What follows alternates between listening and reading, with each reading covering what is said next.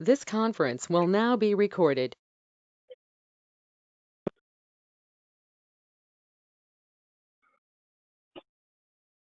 All right, and let's call the meeting to order. And I just want to say before we start that we're meeting under Public Act 101-0640 that allows us to meet remotely. I'm physically present at the village office, and it is approximately 7:04 p.m. on Monday, October 12th, 2020. We do have a quorum. If we can start with the Pledge of Allegiance. I pledge allegiance to the flag The flag United of the United States of America, and to the and to the republic for which it stands, stand one nation, under God, indivisible, with liberty and justice for all. All right, roll call, please. Mr. Graham,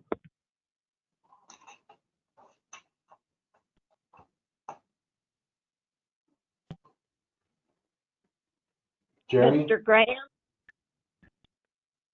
he's speaking, but we can't hear him. Looks like he's trying something else maybe because his picture's gone now, but his mic is on. Correct.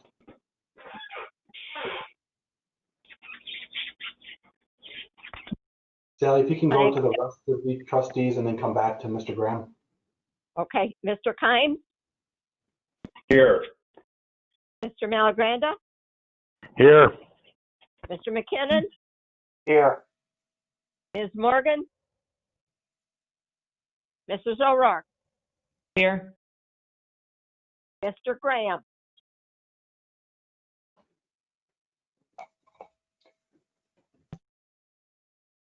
I'll send him a message and ask him to try to call in as opposed to using computer audio. Maybe that'll help him. Sure. okay. You know he's there though, right? This might be him here.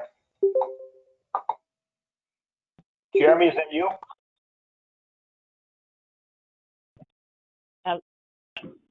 Hi, this is Lori. Hi, Lori. So Lori's caller 11. So why don't you go ahead and include her in the roll call? Okay, okay. Did we get anybody else? I thought I saw Yes, it. Jeremy Graham just called back in via my cell phone, Okay. Let's go. and it looks like I'm caller 12. I'll just edit myself.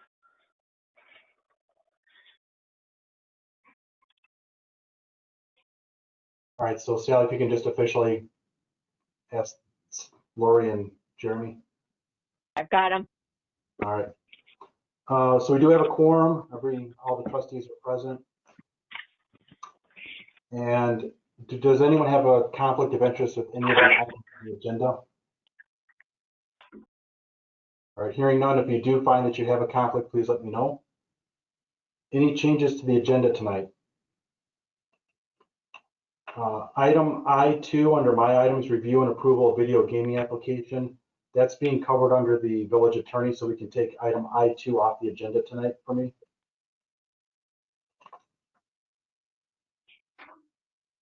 Any other changes? All right, hearing no other changes, a motion to approve the agenda as trustee modified. Kime, Trustee Kemp, you're making a motion to approve the agenda as amended. I am. Thank you. Second, Julie. Mrs. O'Rourke did second that, so we have a motion and a second. There's no discussion. A roll call, please. Mr. Graham, Yes. Mr. Kime, Yes. Mr. Malagranda, Yes. Mr. McKinnon, Yes. Ms. Morgan, Yes. Mrs. O'Rourke. Yes. All right. Frank, let's move on to the Frank, can you wait 1 second? We had another caller come. Whoever called in most recently, can you please identify yourself? This is Josh with Gills Disposal. Hey, Josh.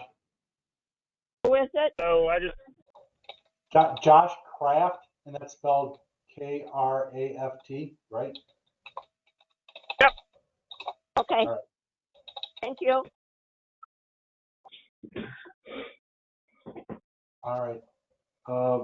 Thank you, Mike, for doing that. We'll move on to the consent agenda. If we have a motion to approve the consent agenda. Mike McKinnon. Jeremy will motion. Graham. We have Mike Jeremy McKinnon. Graham Jeremy Graham will second. Thank you. We have a motion and a second. If we could have roll call, please. Mr. Kynes, Yes. Mr. Malagranda, Yes. Mr. McKinnon, Yes. Ms. Morgan, Yes. Mrs. O'Rourke, Yes. Mr. Graham, Yes. All right, so that's approved. We'll move on to public comment. And we have Stephanie King here to talk about 4th of July. Stephanie, go ahead when you're ready. Hello, good evening all. And how I are you just- tonight? I'm good. How are you? I think we're doing well. Good to hear. So we had a 4th of July meeting last week. Not everyone was able to attend. It was kind of impromptu, but we wanted to kind of gather some questions for the board and get a good feel of where we should be moving forward with the 4th of July planning in terms of, are we looking at the parade, the fireworks? Are we even going to consider a fun fest this year? We spoke about fundraising, and we are considering doing the Christmas decorating contest again this year. One of the big concerns was, trying to approach businesses for donations. We're in an entirely different climate right now in terms of, every business is hurting. So we weren't sure how to approach that. Just some general direction. And normally in public comment, and this is not necessarily for you, Stephanie, but for everybody that's logged in. Normally we would allow someone to talk for 3 minutes and we don't have to reply, but in this situation, I think it would be good to get some guidance, or at a minimum, if you want to have community development delve further into this issue, we could have community development discuss 4th of July and what we're going to do. I'll just make a comment right now, and if anybody else wants to make a comment afterwards, that's fine. I really feel that with Governor Pritzker and the things that he's done in the past, that we're not going to be going on to be able to have any type of gathering over 50 people until we actually have a vaccination in place. I don't know if we're going to have one in place by the time 4th of July comes around, and we would have to sign a contract for fireworks prior to that. And normally we're talking about that right about now. So again, I don't know what everybody else is thinking, how they want to plan it, but I just want to throw that out there to think about what we may or may not be able to do come July 4th.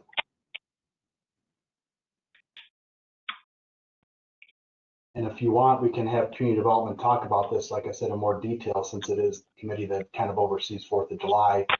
Mike and Don, I don't know if you think that that's something that you want to discuss at committee level, or? It really doesn't. This is Don. From what I've read lately that's been sent out by Brad, you hit the nail right on the head. There isn't any clear direction for more than about 30, maybe even up to 60 days in advance. And it's very difficult to plan something, and you get all excited about planning something. And Frank, you hit, it's true. We don't know where this is going. That's kind of a bummer, but that's the way it's going. I'm getting a lot of calls even about Halloween now, and so it's amazing. So Mike, you got any input on that one? I think we should at least have some conversation about some what if scenarios and some drop dead dates or whatever. I guess my gut feeling is trying to find out when a drop dead date would be on the fireworks. And, if something were to open up, maybe in this year, it's, try to get the fireworks back, try to get the parade back. I probably would hesitate to do anything on a festival at this particular point, but at least if we can get some ideas of what potential costs would be and implications on those two items. And then when the drop dead date is on the fireworks, then we kind of know what we need to try to work on and at least give the committee some sort of an idea of what budget we might have to work with. Typically we've had to sign that agreement, March timeframe? Yeah, usually that's the latest that they want signed, sometimes earlier. So I've made a note to call Win Kramer at Melrose Pyrotechnics just to get an idea of a time frame of when we have to do this by. Yeah, I would think that probably the next 30 to 60 days is probably hard to do much of anything. But, if we do know what that deadline is, that we try to regroup sometime right after the first of the year and, have 30 or 60 days or whatever time in advance of that to try to see what minimal things we can put together before we hit that drop dead date. And then, so I think it would be appropriate to push it back to the community development to try to work with Stephanie and her team on that. Yep. I have no problem with that. Stephanie, can we set up a meeting sometime probably in January, and then I will make sure that I get the latest information from the governor's office and see just exactly where he thinks, or what he thinks where we're going to be by the 4th of July. Okay? Absolutely. Good. Thank you so much. We also have Trustee Morgan on that committee as well. Yes. All right. Yeah, I agree with everyone. I think it needs to go to community development. I mean, my initial thought is that with the way things are right now, I just don't think it's going to look good if the fundraising team is out asking for donations from these businesses that are struggling right now. And I think we need to have a conversation at community development about, if we decide we're going to proceed forward, is the village comfortable covering, the large majority of that cost? I think, we have to discuss that, because I just can't see going business to business and asking them, they're barely making ends meet as it is. So Good. I personally have an issue with that. So. And just to follow up with what we've talked about and what Stephanie brought up is, if there's a fundraising event, we can still have those events. We can still raise money for 4th of July because we're doing the event, we're trying to raise the money, and that's where it's going to. So I think we can plan events. It's just, going to the businesses and asking for donations, we really don't want to move forward right yet without something in place. So community development can look at that with 4th of July committee and Stephanie on that. Frank, I think Julie wanted to make a comment, and Sally Bennett's also got something to say. All right, thanks. Yeah, I just had a question, and I know when we got some pledges and some people paid, did we return all that money, or do we have something to start with? Some was kept. Sally, I don't know if you know how much might have been kept, but I know we had some that said just to keep the money. I don't know. Some people decided to have a return, but right now in the account, I thought it was like 3,000. I'm looking at last year. I was thinking, I just had a thought that something for the committee to consider, the Community Development Committee. This year might be an opportunity to think about a sinking fund for the fireworks. That could be helpful in the future if we're using 2020 money, just to not have so much pressure in the future. And I don't expect a response. I just wanted to get that thought out there. currently there's 3,400 in the 4th of July bank account. I'm hopeful that the community is going to be ready for a great big celebration, to be honest. Obviously, we don't know if we're going to be able to, and that's the big issue. Yes. All right, we do have caller 14 that just called in.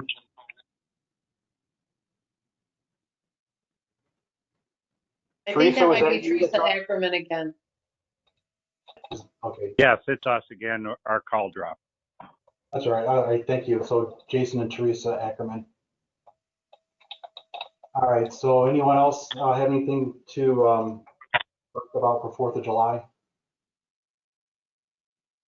All right, Stephanie, anything else from you? Any questions you might have right now? Not that I can think of. That was just kind of the outline that we needed, and we will touch base then after the year and see where we proceed. Did I understand correctly that we can proceed with the Christmas light decorating contest?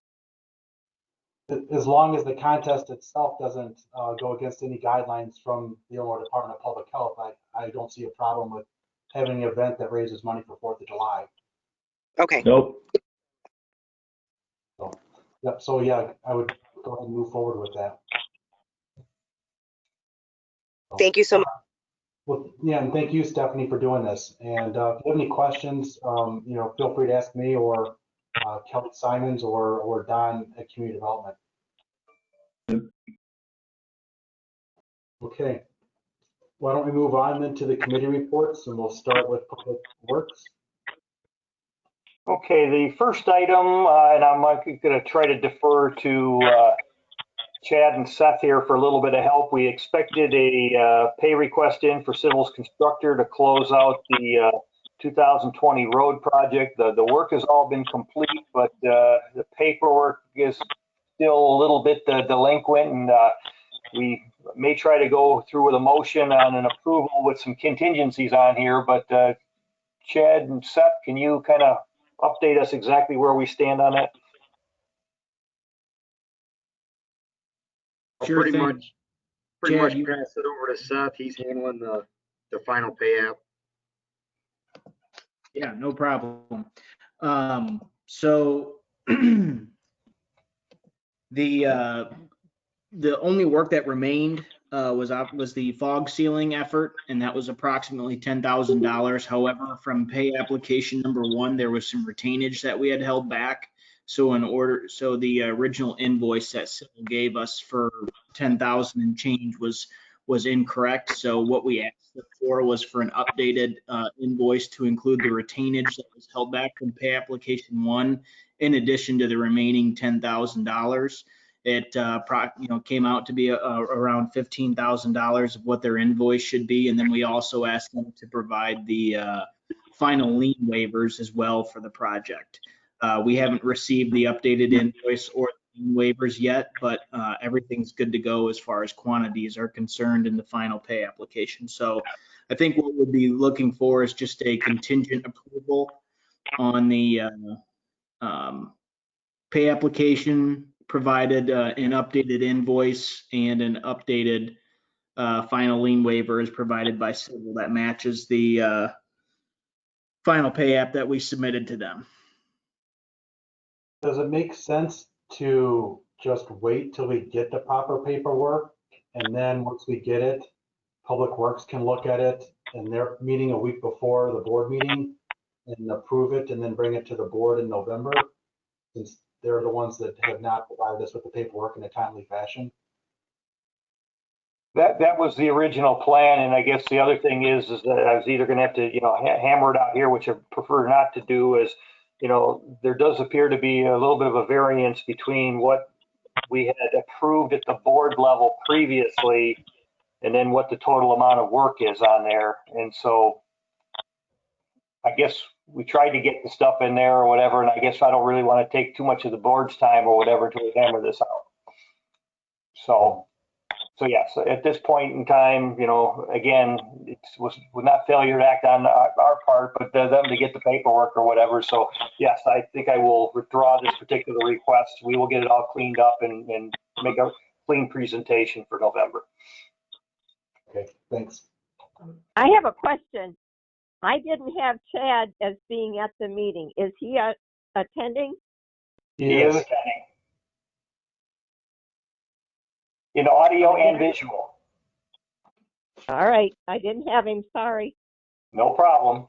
Okay, we'll go to item number 2. Sally? Sorry about Yes? that. I just wanted to point out that I was given that first invoice from Helm/Civil, and it's on the warrant list, totaling the original approved amount plus additional product that Chad Insco approved. Would you like me to hold that check until we receive the final?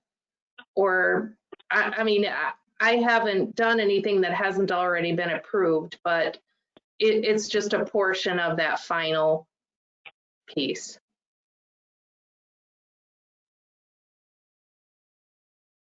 Which, based on what Seth had indicated, there's still about another 5,000 outstanding then. Yes. It might be just nice for them to get that piece and we would just pay the difference, or I guess I don't know if that's, you know, a good way of doing things or if it matters all that much. I just wanted to point out that I did create that check. In the end, like Frank said, I think that because they didn't provide the paperwork, you know, that they needed to, I mean, they'll just, you know, it'd probably just be easiest to wait a month and finalize it all at the same time. So Okay. that's probably the easiest course of action. So I think I agree with Frank. But we'll have to have a motion to do that because that's already approved. That's fine. That was written. How much, do you remember how much the check was, Sally? Yes. 10,000 change. It's on the over 5,000 list. It is 10,955.20. Okay. And 10,037.68 is the remainder of the original approved job. And 917.52 is for additional fog seal product that has been approved by the department.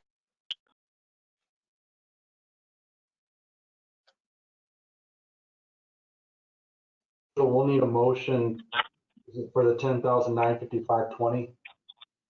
Is that the check amount? Yes. Okay. So we'll need a motion to hold the check in the amount of $10,955.20 for Civil Constructors, Inc. To hold that until we receive the final corrected documentation from them that's approved by Public Works and the village board. Mike McKinnon will make the motion to hold that check until final paperwork is received. Jeremy Graham will second that motion. All right. Any discussion regarding the motion?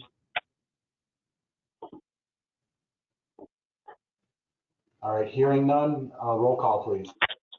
Mr. Malagranda, Yes. Mr. McKinnon, Yes. Ms. Morgan, Yes. Mrs. O'Rourke, Yes. Mr. Graham, Yes. Mr. Kimes, Yes. All right. That's approved. Okay, the second item is a motion by committee for board approval to purchase 2 4-inch commercial water meters at a cost not to exceed $7,000 from account number 51-44-542. All right. Since it's from committee, we do not need a second.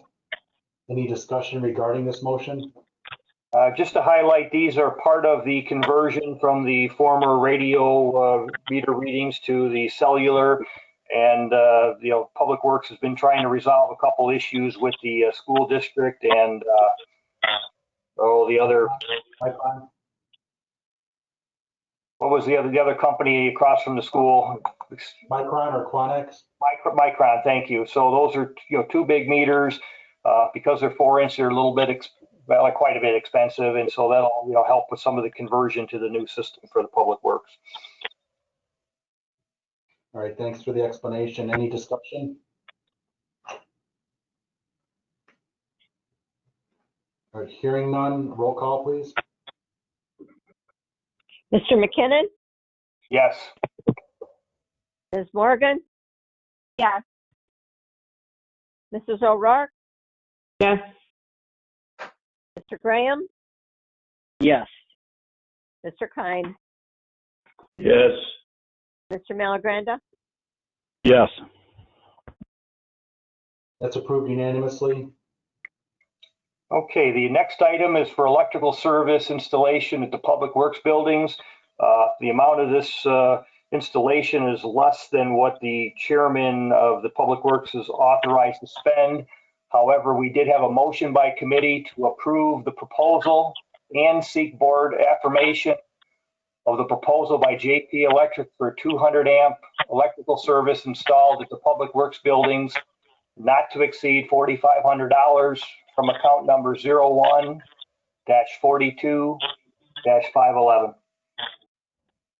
All right, again, coming from committee, we do not need a second. Any discussion regarding this motion? And again, if you've read the Public Works, there's a lot more details in the minutes from the Public Works meeting. Any discussion? All right, hearing none, roll call. Ms. Morgan, Yes. Mrs. O'Rourke, Yes. Mr. Graham, Yes. Mr. Kine, Yes. Mr. Malagranda, Yes. Mr. McKinnon. Yes. All right, that's unanimously approved. Anything else from Public Works? No, that's it from Public Works. All right, thank you. We've got the engineer's report from the village engineer. Anything else, Mr. Gromald? No, I think the main item was simply the pay application. So I don't really have too much more to add unless anybody has questions. Any questions? All right, thank you, Seth. Yeah, thank you. You're welcome. Let's go on to community development. Don? Okay, community development. You've seen in the packet the code enforcement officer's monthly report. Is there any questions that you'd like to ask about that report? If not, stand approved. Okay, the next item on number 2 is the solar electric system, and you can see where Mary has put out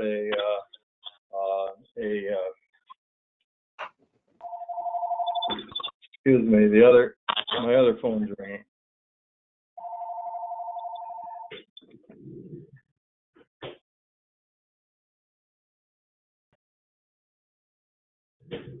Okay, I'm back. The solar. Thank you very much. Thank you for calling. This thing goes wild. Thank you, and goodbye. Well, I'm back again. These newfangled contraptions. The solar panels, never mind. For the solar panel enforcement ordinance and inspection, you also have that, copy of that. So, Mary, do you want to discuss that? Only to just tell you that that's just for you to look at, to give any suggestions. This will be something discussed by the Community Development Committee. It is something that would go to zoning as well. So I did include them in the email. And just note that this is intended or came from the village's electrical inspector, Paul Happick, suggesting that we have some sort of permitting and regulation having to do with solar, people who are using solar energy and solar panels. This ordinance is not contemplating someone having a solar farm for some big scale operation, and in fact specifically excludes that. I don't know that we have any place in the village that would be big enough to allow that, but I looked at some other municipalities and there were ones that specifically excluded it out, so I did exclude it out as well. And so if you're reading through it and you have either questions or suggestions, let me know. I did also send it to Paul Happick. He had given the Community Development Committee, which then gave it over to me, some forms and information that he had regarding solar panels and why they should be permitted in some permitting forms, that sort of thing. But naturally, that will come at a little bit later date once we determine if this is something that the village really wants to move forward on. Okay. I've scanned over it a little bit, and I think it covers a lot of ground, and there's some very interesting questions. I'm glad that you sent it to Mr. Happ for his perusing, if you want to put it that way. So that's excellent, Mary. That's all I have as far as Public Works is concerned, Frank. All right, well, thank you very much. We'll move on to Village Attorney. Okay, and just bear with me a minute because I had it all together, so I thought. But it is the zoning map amendment, which you have as, we're sent in as part of the packet with a special use permit for storage buildings. This is for the Ackerman property that is described as the southeast corner of Swift and Main Street. There was a discussion of this at the zoning. There was a public hearing before zoning on the rezoning of the property from district, suggesting to the board rezoning the property from district number 2, which is 2-family residential, to district number 3, which would be general business with a special use permit for the storage units. You'll see that attached to the ordinance are a litany of different conditions on the special use permit. And that was at the behest of the zoning board of different things that they felt should be covered.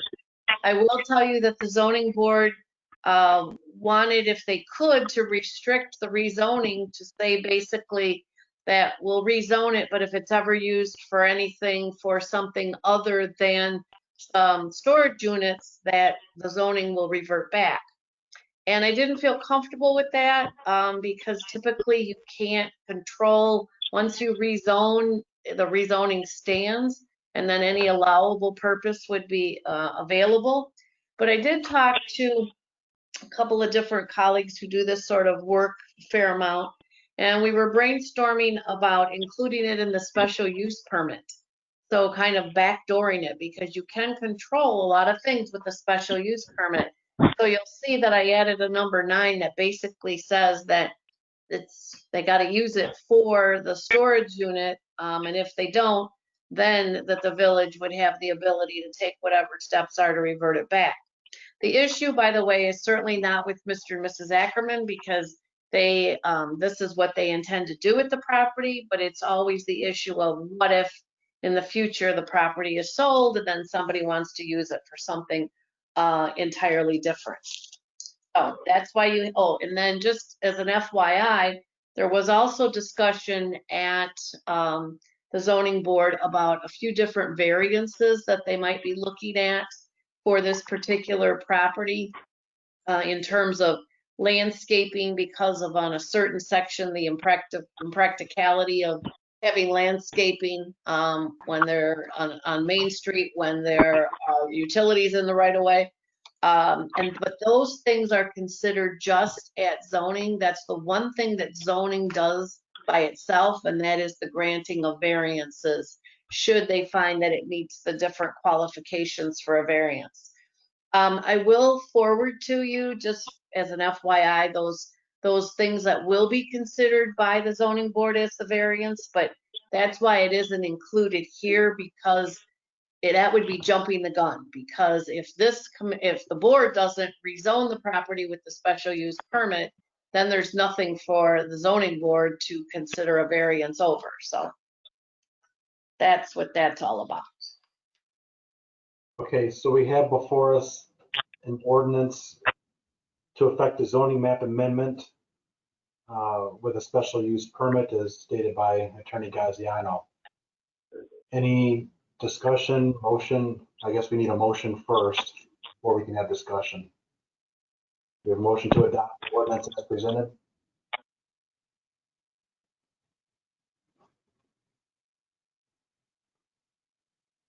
Jeremy Graham will make that motion. All right, do we have a second? I'll second, Julie. All right, thank you. I will give it Go I'll ahead. give it a number, 2020-12. Thank you. Any discussion regarding this ordinance? I just wanted to let Sally Huggins know that the originals of all of the ordinances and resolutions, as well as any pamphlet publication, cover sheets, recording sheets, are at the village office with Frank. There. Okay, Yep, I have them I'll all. take care of signing them tomorrow. Only if it's approved, Sally. I know. You don't want to jump the gun. No, I won't. Any other discussion? And Mary, you had mentioned about the back door of if it's not built, reverting back, and it may not be exactly the same, but we all may remember when we were going to have the facility built out, the ethanol plant built out by the railroad tracks off of, I guess it would be Weldon Road, and it never was built. And I know that at the time, Chairman Christensen for the county was looking at reverting it back from heavy industrial back to agricultural. So it is something that is contemplated. It just would make it a little bit easier, as you said, to have it a special use permit that way. And I did provide in the language that would, in essence, the village would be authorized to take the necessary steps to rezone the property back. Not that it would be just some sort of magical automatic reversion back. Because we don't know at that point what the status would be, what the, you know, what the area would be at the time, because maybe there would be a different zoning that would be appropriate. So I wanted to, in essence, leave that door open if it did need to go to something other than general business, that it wouldn't necessarily have to be back to district number 2. Yep. Any other discussion?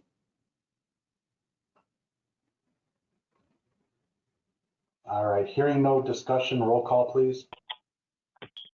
Mrs. O'Rourke, Yes. Mr. Graham, Yes. Mr. Kime, No. Mr. Malagranda, Yes. Mr. McKinnon, Yes. Ms. Morgan. Yes. All right, so that's approved. Okay, then we have the issue of the approval of the application to add a video gaming terminal or terminals form, and then the post additional gaming terminal request. What you may recall is that when we first started video gaming, there was a maximum of 5 terminals that could be allowed in the regular place. I'm not talking about truck stops and that sort of thing, but then it was increased to 6, and many of our establishments had 5, and we're just keeping it at 5. But we had gotten inquiry from the Post that wanted to add the 6th one that they are allowed to under the Gaming Act. So we needed to have some sort of form. I know some of the other municipalities, or at least so they said, they just they indicated when they went to the other places, they just said, okay, just add it. Well, I didn't feel comfortable doing that. I wanted there to be something of record, because it could be that something had changed in their circumstance between then and now. And so I made a form that I'm looking for your approval on. But one of the things that it would do is to repeat some of the information that they had on the regular form, but it also would provide information as what their terminal license numbers are. And the reason I really want that is because that just helps us to keep up on what their numbers are. When they do the initial application, we get the gaming numbers on each of the machines. But if they swap out a machine, that's all dealt with by the state. So they could potentially have a different number that we don't know about. So this is just a way for us to be able to keep track of that, and also to know that they have gotten another gaming machine. Obviously, it's only $25 that we're getting on this. It's nothing that's any big deal. But what would happen is if somebody's has an additional one, they would get, in this circumstance, an additional license for that one machine, because we can't just add it onto the other one. That would make it look like they've had it for the entire term. Then, of course, if they keep those 6 machines, when it comes to the renewal, when they expire April 30th of 2021, then it would go back to 1 license. So this is a 2-part. First, if the board approves of the form of the application, and then we had, in essence, what would be an oral request from the post, but we couldn't have them fill out the application until the board approved it, since that's typically how we do it with various forms. All right, so the first thing we're looking for is a motion to approve the form drafted by our attorney for adding additional video gaming terminals. And this would be in addition to, or during the term of a license, if you're adding more than what's already been licensed. So if we could have a motion to adopt that form. Mike McKinnon will motion to approve the form as drafted. All right. Do you have a second? Julia, second. All right, thank you, Julie. Any discussion?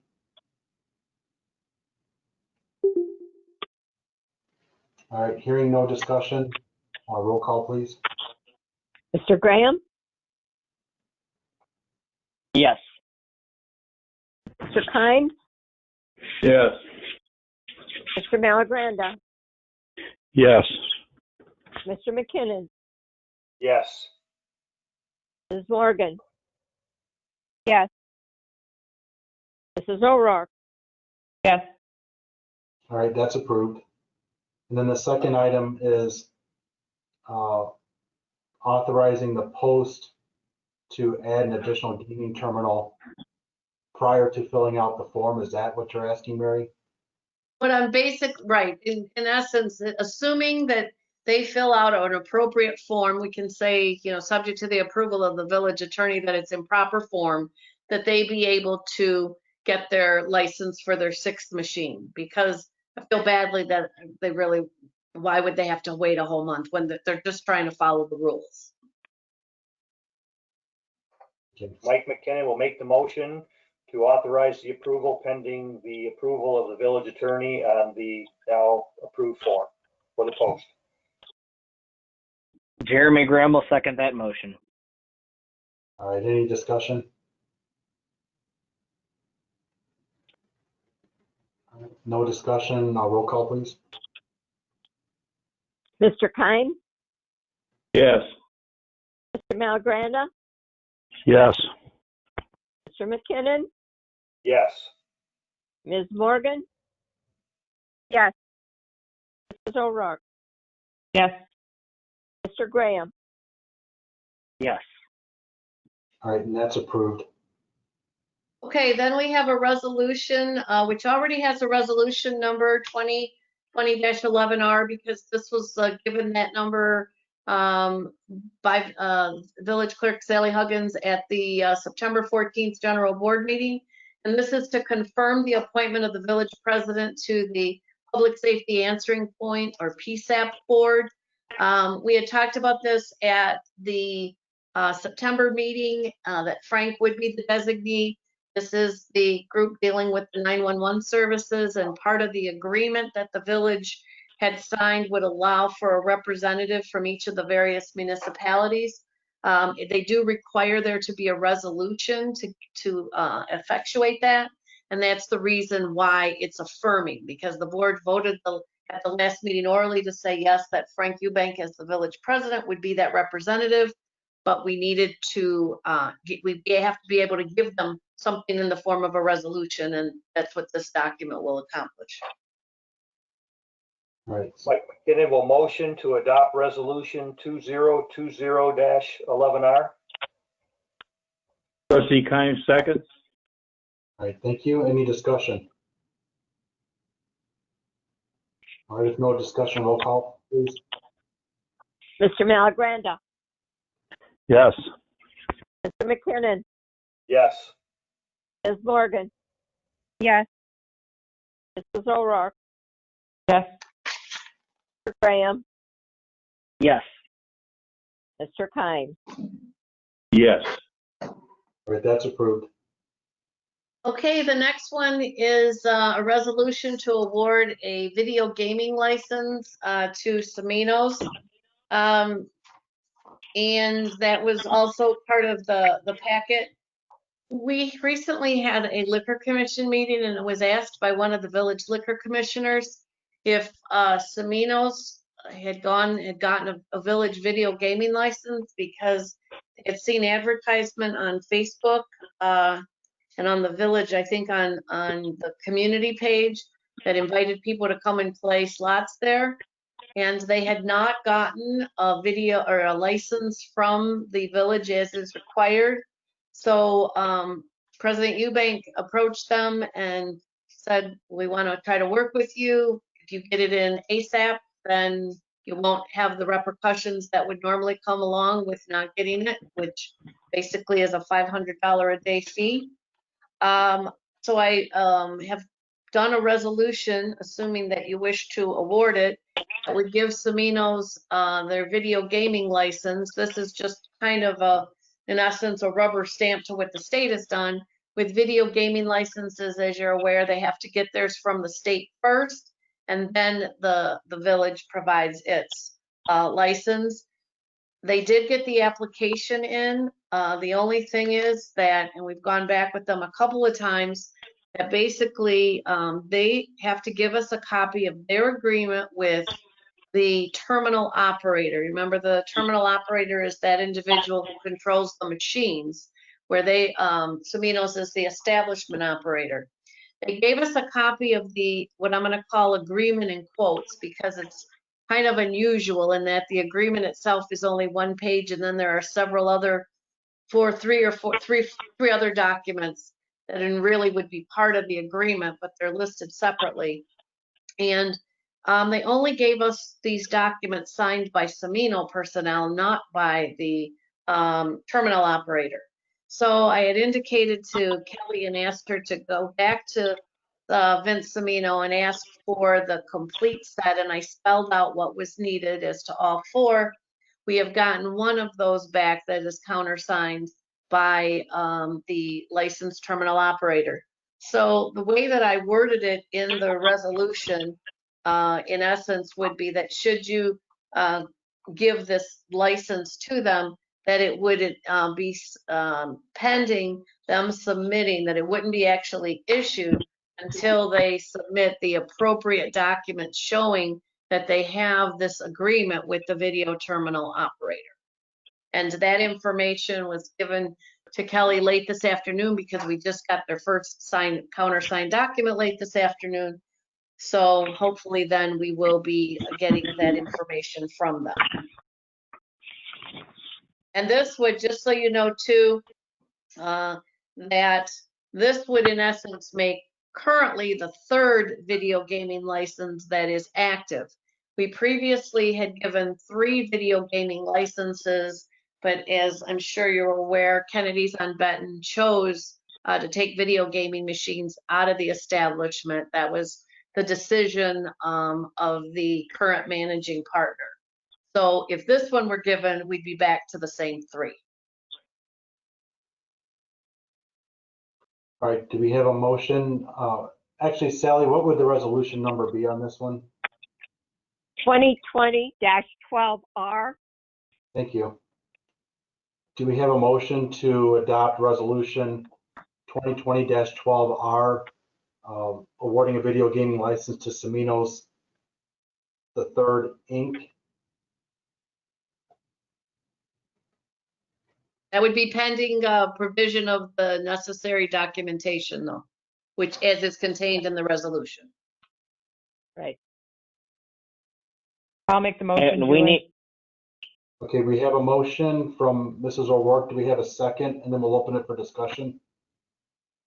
Jeremy Graham will second the motion. All right, thank you. Now, discussion. So have they already gotten Illinois' approval, or is that Yes. not They done yet put either? their own state gaming board approval because that's where they go first. And then he just didn't understand that he had to come back to the village and get a village permit. He thought that once he got the state, like with your liquor license, once you get the state, you're ready to go. But with the state liquor license, you have to have a village one first. Here, he thought if he got the state one, then there wasn't a requirement for the village until it was brought up to our attention and I called him. So I don't think he was trying to get around it. I think he just was not aware that he had to apply to the village after the fact. So yes, he does have the state gaming one. And they have turned on his machines.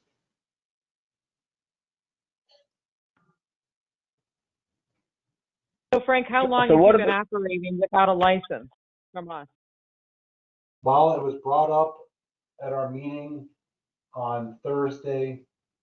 Was Liquor Commission Monday the 5th. Liquor Commission was Monday the 5th. And I believe they were active as of that date. So then I think it was a little sooner than that, I believe, only because, and don't quote me on this, but I want to say it was September 28th when the post went up on the social media that said, come and check out our machines, basically. I think that was the date. Okay. So it was shortly before that time. So it'd be about 2 weeks ago that they've been operating. So when I called Vince, I asked him the question, did you realize you need a village one? Of course, he said no. And this was, I believe, maybe Wednesday or Thursday of last week. And so instead of calling the state and shutting them down, I elected to have him just provide us the information as quickly as possible. I believe it was on Tuesday. I told him to get it to us by Thursday at 4 p.m. So that way we could just try and take care of an issue that was an oversight. Well, if it began as an oversight and if we're still trying to chase down the necessary documentation, at the end of the week, or at what point do we tell him that he's going to have to, suspend operations until he gets us the appropriate paperwork? Right, and I've not been following the emails today, so I don't know when, what he still needs and how quickly he can get it. I can tell you that there are 3 forms, they're like 3 one-sheet forms that he needs, and I spelled them out in the email to him initially. And I'm presuming it's probably because the terminal operators maybe don't give them a complete set, but it doesn't take much to go to the terminal operator and get the documents. So that's all I can tell you. But I do agree because, of course, I'm the bad guy. My first thing was I looked at the ordinance and just checked to see, all right, what are we going to do here? Because we can't have people operating. But he did seem to comply quickly with Frank, at least of getting the documentation in, the initial documentation. And the form was, for the most part, filled out correctly. It's just we had the terminal operator document issue. And then So just to confirm, we have a penalty of $500 a day if they're operating without a license. Is that what you said, Frank? That we could charge if we wanted to? If we found That is correct. Right, we could. So, to Mike's point, I mean, here they are operating. I know we want to play nice and we want them to comply, but I agree with Mike. We can't be asking for this 2 weeks later, and I don't want to pay Mary with village funds to keep going after them either. So at some point, do the penalties start to apply if they don't get everything in order? Right, that's correct. The idea was to get everything in place by tonight in order to approve it. Otherwise, we were not going to approve this. He has most of it there, so the next step is approving it with a contingency. So we don't have to wait until November board meeting to do this. But you're right, if he doesn't comply, this is, being held over his head in terms of you must comply, or we can, number one, call the state and shut it down, and number two, impose a fine. If we comply, then we're not going to do that. And, we do have a couple of rules. One is to make sure we enforce our ordinances. We also have another role as a governmental entity, and that is to get somebody into compliance and do what they're supposed to do. So if we can get him into compliance, and maybe we say he has a week to get it all correct. If he doesn't, then we go the other direction. Yeah, and that would be about my opinion is, okay, it was an oversight, we're working on it. We'll potentially approve it contingent on them getting the rest of the documentation, but they've got to have everything wrapped up by the end of the week, or we may have to start taking additional actions. Yeah, and I agree with that, Mike, because if he has an issue getting it from the terminal operator, all he has to do is email us and say, hey, the terminal operator is on vacation for a week, I can't get it. That's fine. But he has not given us a reason why he doesn't have the other two documents signed. So I think what we will do is after this meeting, if it is approved with that contingency, we'll let him know he has until Thursday at 4 p.m. to get us the documentation. Or Mary, if you're working on Friday, we could have him forward it to you. But we could give him a time deadline, and if he doesn't comply, then we notify the state and tell him he's not in compliance with the village.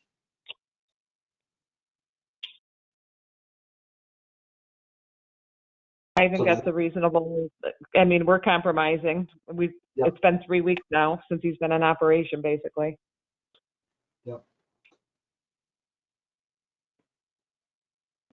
Does anyone else?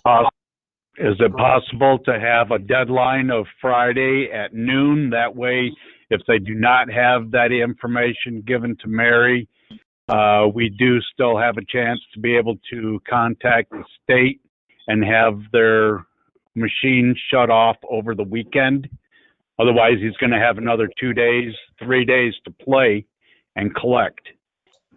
I agree. That's fine, Stan. I think Friday at noon is a fair time. And if he has an issue, he needs to let us know as quickly as possible. I guess just so I'm clear, I had heard Thursday at 4. What was Thursday at 4? Well, I had mentioned Thursday at 4 unless you might be available because our village office is closed on Friday. So if you're available, Mary, then he could forward them to you, to your attention as well. That way you'd be able to monitor your email through Friday at noon. Well, seeing that the village is closed on Friday, let's do Thursday noon. That way we have the opportunity. You said it doesn't take much to get information from a terminal provider. He's got 3 days after today. He'd have Tuesday, Wednesday, Thursday to get it done. So what's the consensus? Do we want to do Thursday at noon? This is Jeremy, and I agree with Thursday.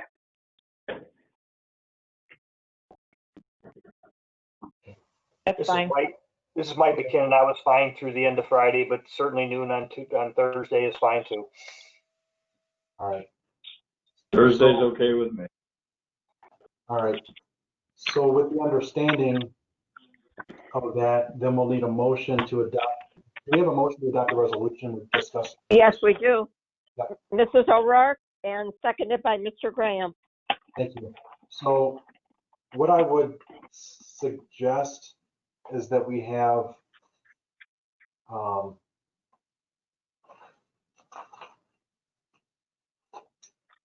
we can adopt the resolution, and then it'll just be that if we don't have everything by Thursday, then we'll just take the action because we don't need that as a separate motion. Thursday at noon, correct? Thursday at noon, correct. So Frank, if we do that, just so I understand, once they do get the paperwork in, we will be issuing them a license. But in the interim, if they don't get everything together by noon on Thursday, we could take action to either fine them or shut down their machines with the state. Correct. So what we would do, yeah, Sally would just have in the minutes that the license or the information shall be provided to the village office by Thursday at noon, this Thursday at noon. And then we'll also have then a vote on the ordinance. And in the ordinance, it's contingent upon receiving that information. So You're that we talking a don't- resolution, Frank? Because it's Yeah, a resolution. Yeah, sorry. And then obviously, if this passes, then somebody will communicate with them that, hey, we've approved it contingent on getting your documentation, and you got to get this done, and you got 2.5 days to get it done. Right, and Kelly, I don't know if you can, but I'm not going to have time tomorrow to address this. So if you could send an email and just copy Mary and me on it, just saying that the board, if it's approved the resolution, what the board has done and but contingent upon receiving the information that Attorney Gaziano has requested. Yes. And that he has until Thursday at noon to provide that to us. And then just two things that I want to make clear. Frank, are you going to have it that you're not signing the resolution until that time? I mean, it would be dated today, but that you're not signing it until we know that that information's in or not? I think I can sign the resolution because it doesn't, he can't do it unless we get the information. So I can sign the resolution, and then once we get the information, then we can prepare the license. Okay, and then I just want to be clear so I'm not overstepping and doing something that the village doesn't want. If that information isn't in by Thursday at noon, and again, obviously if it's 12:01, I'm not going to, make a big deal. But am I to be contacting the state? Or are you just doing something in terms of saying that there's going to be a fine? We can do both. And That's what our ordinance says, but I'm just asking. Well, I think what we've heard is that the trustees would rather we contact the state to stop the video gaming until it's rectified, because that'll get the attention more quickly. The machines all of a sudden go dark. Secondary response. I think it also shows that we're not just trying to get rich off of fines. It said, hey, you had something to do, you didn't do it. We're going to have your machines turned off until you respond. And, we're not doing this as a revenue maker. Right. We're just trying to get you to adhere to the procedures that should need to be adhered to. Yep. And can the state fine? Go ahead. Can the state fine us for letting it continue? I don't believe that they're in violation of the state, so the state wouldn't have any action against them. It's just the village that has an action. That's correct. Because we have knowledge of it.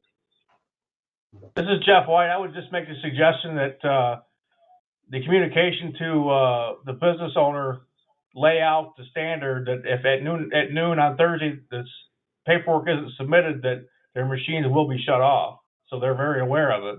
A little motivating factor doesn't hurt any. No, that's a good point, Jeff. It needs to be stated what action will be taken so they know the repercussion if they don't do it. And I think, and I'll work in conjunction with Kelly, but I think that we need to state it in terms of that the state will be immediately identified or contacted so that the appropriate action can be taken to shut off the machines. Because we can't shut off the machines. That comes through the state. And then would you also want to put something there about levying the $500 fine, or would you want to wait till the next day for that? I think what we'll do is we'll just let them know, as Trustee McKinnon said, that the machines can be turned off, because that just shows that, again, we want them to be in compliance, not that we're trying to garner $500 a day. If we feel that there's a reason to move forward, we can do that. with the fine, but I don't know if we have to do that or state that right away. I suppose you could put that in there, Mary. Kelly. Yeah, I would think that it's probably appropriate to indicate that, based on ordinance, if you're not in compliance, the village has a couple of options. One is a fine or shutting the machines off. It would be our intent that if we don't have the paperwork, we would initiate the contact with the state to suspend operations of machines. And just make sure you put in there and to avoid this, make sure you have all the information in. We're not trying to be hard-nosed, but we do want to get this thing taken care of. Yep. Any other discussion before we go on to a vote? All right. Hearing no additional discussion, roll call, please. Mr. McKinnon, Yes. Ms. Morgan, Yes. Mrs. O'Rourke, Yes. Mr. Graham, Yes. Mr. Kynes, Yes. Mr. Malagranda. Yes. All right, so that's approved. Okay, the last thing that's on my list is an ordinance that would deal with amending ordinance 2020-06, which was the special president powers ordinance due to the declaration of local emergency resulting from the pandemic. And this would be to reinstate water and garbage bill late fees. And then you'll see I've got in void resolution 2020-10R.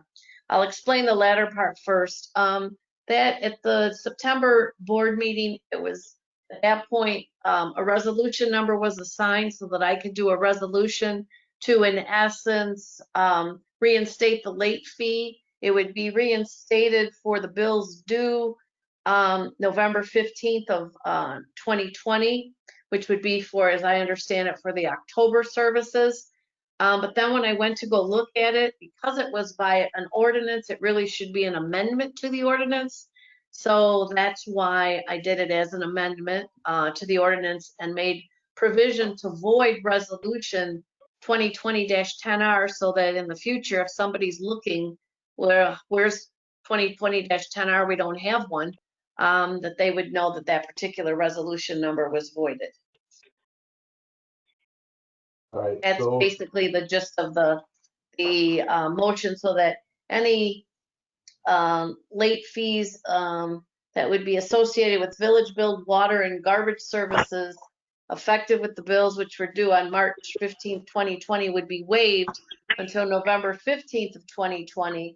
And then at which time late fees for the bills due November 15th shall begin to accrue starting November 16th, because they're due on the 15th. This doesn't have anything to do with not shutting off water service, because right now you have in that emergency ordinance that you're not shutting off service. This is simply late fee, because that's what you voted on. Right. All right, do we have a motion, or what's the ordinance number, Sally? I lost it. 13. Uh-oh. It's 13. 2020-13. All right. Do we have a motion to adopt ordinance number 2020-13 as presented? Jeremy Graham will make that motion. All right. Second. Julie will second. All right, thank you. Any discussion regarding this? All right, hearing no discussion, roll call, please. Ms. Morgan, Yes. Ms. O'Rourke, Yes. Mr. Graham, Yes. Mr. Kynes, Yes. Mr. Malagranda, Yes. Mr. McKinnon. Yes. All right, that's approved. Anything else? Oh, that's it for me. All right, thank you. We'll move on to finance. Hey, sorry, my computer is having issues. Oh, it's moving again. All right. Here we go. Number one here is the budget 2020. As we all know, all the departments have done an outstanding job so far on spending just for the bare minimums. As we are getting closer toward the end of the year and things are starting to shake out of exactly where we're going to be for the revenue side, I will be in contact with the department heads and or the department chairs to discuss the potential to purchase additional items that might be required for the year. So that will be coming up in the next few months. Moving on to number two is the budget for 2021. It is that time of year where we get down and dirty figuring out what's going on with that. So we are requesting that the department heads have their budgets done by, where did it go? It was October 28th. I can find my notes to confirm that. Sally, yes? Okay. October 28th, so that way we can start putting that in a rough draft form and seeing how everything shakes out. While it'll be awesome if everything did, don't know how well that will work. The CARES Act stuff, we're still continuing to move forward with that. Just making sure we're keeping track of anything that can be put in toward that reimbursement. A couple of big ones that we're looking into is website development, and we're waiting to hear back from that, and police police cost of employment. I can't think of a better word for that, but we're looking more into that. Payroll, thank you. Payroll is the word I was looking for there. Looking more into those as well. And then number 4, we've already discussed in the previous meeting. So pending any questions, that's all we have for. No. You haven't done number 4. Ordinance, we have to approve it. You're right, I'm sorry. So, nope, that's okay. So what we're gonna do is on supplemental appropriations ordinance, we did have our public hearing. It was scheduled for 6:45 p.m. We did have the public hearing. We did not have anyone outside in the public attend. It was properly advertised, and it's now being brought before the board for consideration to adopt that ordinance. 2020-14. 2020-14. Yes, sir. Thank you. So if we could have a motion to adopt ordinance number 2020-14, which is the supplemental appropriations ordinance. Jeremy Graham will make that motion. Thank you. Do we have a second? Julio, second. All right. Any discussion I regarding didn't hear it. Julia O'Rourke? All right, Julia thank O'Rourke you. is the second. Yep, you're welcome. Any additional discussion? I see on that amount that we've got the full $123,000 from the CARES Act. Do we believe we'll be that high, or is there anything negative about having $123,000 if we only ended up with 30 or 40? I don't think there's anything negative, and as we find out the actual rules, because now we have our Illinois guidelines lining up with the federal guidelines, which the federal were a little bit broader, and we're seeing that we might be able to apply other expenses already incurred. I don't know if we're going to get to the 120-some thousand. We probably will not receive it all in 2020 anyway. So I doubt we're going to receive it all this year. As Mary said before, I don't think it's going to negatively impact us to have the full amount on there. It's just whatever we believe we might receive, and it's a possibility we could receive it all. It's not a problem. It's not very probable that we'll receive it all. But if we come in with a lower number, we don't have to have a revision. But if we went too low and came up with more, then we would have to have another supplemental ordinance. That's correct. That's why I suggested we put the full amount. And then the other thing is just to make sure that we know that that's the amount that we are capable of receiving. And if we can, that's our target for any expenses that can be applied to that. Yeah, the more I thought about that, Frank, the more I thought it made sense too, because they keep changing the guidelines, you know, and allowing different expenses to fall under that. So we have to put the whole amount there and hope we can fill the bucket. If we can, you know, at least we're prepared I mean, for it. that's what it's there for. And the federal government and the state of Illinois are telling us, if you can utilize it, utilize 100%, but whatever you cannot utilize goes back into the pot for other communities to take. So again, that's why I thought it'd be good, as we talked about, as a placeholder to put that amount. Yeah, I agree. Okay. Any other discussion?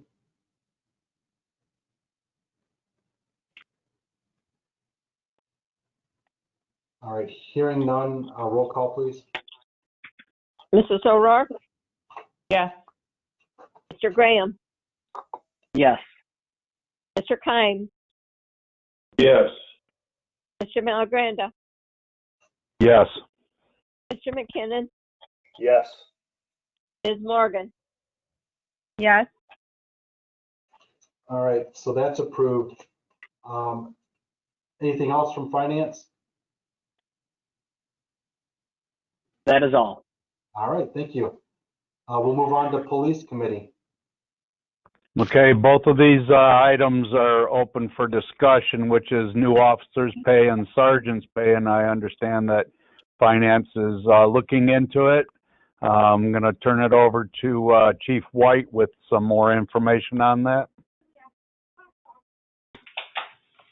So a couple of things came up looking over pay scales and everything like that. So in looking at hiring a new officer, what we've been hiring mostly in the past have been officers with experience. So we don't have to send them to PTI. We won't have to spend as much time in the field training aspect of hiring someone.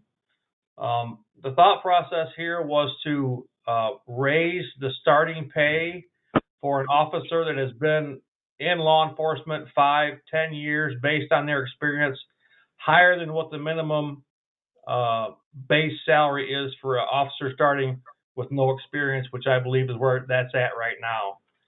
I was just looking for some input, what everybody's thoughts were. I know there are other agencies that if you have 5 years experience, they start you off a little higher because you already know most of, you know, how the law operates in Illinois and criminal statutes and traffic statutes and things like that. So I'm just trying to get an idea. I know ultimately this is going to fall within my budget, and I would have to budget for whatever number comes up with. But I'm just trying to get some input, you know, so if I look to hire someone that's got, you know, 10 years experience somewhere else, is that bottom number where I have to start, or can I start a number that's a little bit higher than that because they have the experience? Jeff, this is Frank Eubank, and just wanted to let you know, I think that's a good plan.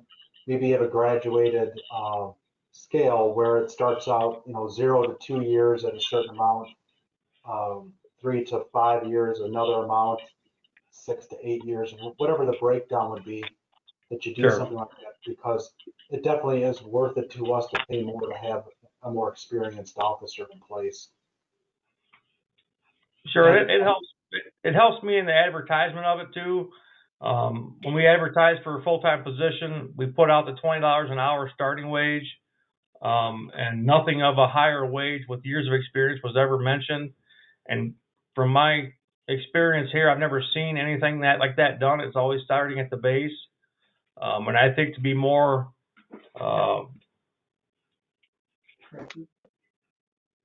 competitive with the market that's out there, as we go some type of adjustment to that, so we can get some people in here. We've got a couple good candidates, and I don't know if I can go high enough even with a staggered pay scale to get somebody to come in here. But I'm going to try it. I'm going to go over with the police committee on our next meeting to say I'd like to offer somebody a position at this starting rate, and then get a cursory approval from them, and then go to the candidates and say, well, would you come here for this much, and see what happens. Jeff, again, Frank Eubank, have two things for you. Number one is, we had talked about a department head meeting coming up. I think Sally Bennett wanted it after the board meeting. so that we could focus on the board meeting, because it's gonna be busy for this one. So Sure. probably the week of October 19th or the week of the October 26th, but probably the 19th, we have a supervisors meeting. That way we Okay. can get all the budgets from all the department heads, get the budgets in so we can go over them. I can go over. That way they're kind of ready to go to the finance committee by October 28th. Okay.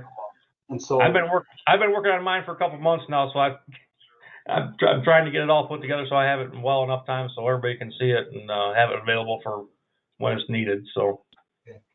And then another thing, not just directed at you, but again to all the departments, I think the approach that you're taking is what all our departments really want to do and need to do, and that is Public Works, if they have a similar situation, an employee that's being hired that has lesser experience or more experience, we need to have that graduated pay scale. And then within that pay scale, we need to have a range. So maybe you say, okay, it's going to be $17.50 for a starting police officer with 3 years of experience, but that can go between $17.50 and $18.50 depending upon the candidate. So I think we need to develop a range in between. And then obviously if you get to a candidate where that candidate says this is the amount I'll work for, and it's beyond what our range is, that then you would come to the committee and or the board to get approval for something beyond that range. So I think we kind of need to do that for all of our departments, and we have each committee that's overseeing a department then establish those graduated amounts. And this kind of goes back. Go ahead. I would think depending on whether it's police or public works, it's a combination of years of experience and qualified skills. Right. I mean, right. As we've come across in the public works, somebody who's capable of operating a loader is a whole lot more valuable to us than somebody who is not. And I don't know what specifically those qualifications would be in the police department, but if you did have somebody that happened to relocate into the community from some other part of this, United States, and they had 10 years of experience, it's pretty obvious they're not going to start at a minimum wage level. We do need to factor in, the experience and the qualifications. Thank you. All right, so just for supervisors and committee chairman, just wanted to point that out. All right, sorry to jump in, Jeff. The second part is just the interviews for the sergeant's position have taken place, and there's still I have some question as to what the starting wage should be for I would say anybody here, a non-experienced sergeant. I've heard numbers come through from other agencies that I've spoken to. Based on the numbers that they use, it's anywhere from 5 to 10% above the highest paid patrol person. So that's kind of basically in the same realm as hiring a new person with experience and then putting a sergeant in a position. Do I have the authority, or does the committee have the authority to set the base wage? Where is that number coming from? I've been a sergeant for a long time here, so there's never been any discussion like this in the past. And it needs to be discussed, I think, and find out where that starting range is going to be for a sergeant's position. And I just wanted to put that out for suggestions or comments or whatever.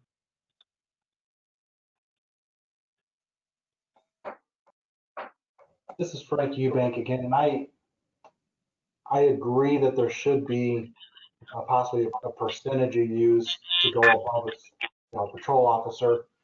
I'm just going to throw out there, if you've got a patrol officer that's been here 25 years, and you have a sergeant that's not been here before, you always pay the sergeant more than that patrol officer, because that patrol officer may demand that higher amount because actually that patrol officer is more valuable than a sergeant that's never been here before or had that position. So I do think it needs to be a sufficient amount, because it is a higher position with more authority and I guess more duties. But I just want to make sure that we're not going to have an issue if we have somebody that's been here a long time and pay someone that's not as a sergeant more. I don't know Right. if that would be a factor, but just wanted to bring that up in case anyone thought it might be. Why that's kind of the factor now. That's why I'm kind of bringing it up. So. And the way I look at it is this, you know, some people have worked in a factory before, and you may have a person that's a line worker on the factory that's been there a long time, makes a good wage, but you have that person's manager. You know, that person's manager typically would make more than the line worker. Mike, you may know that from your experience. Don, you may know that from your experience. Julie and Lori, you know, from your perspective, does it make sense to always have our sergeant then making more than the highest paid patrol officer? I think it really goes back to experience and just like we had our previous conversation, how much time, and if it's somebody that's newly a sergeant, I guess just from industry practice, you kind of work into your skill set as a sergeant, and you don't necessarily start them at the top of the scale, so to speak.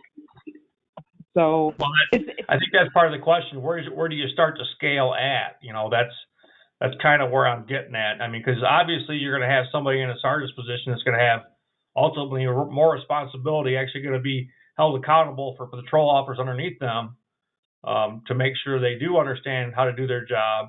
And the sergeant's held accountable if something goes wrong or, you know, that in those aspects. So that's, you know, I think that's the incentive to maybe pay a little higher wage for that responsibility.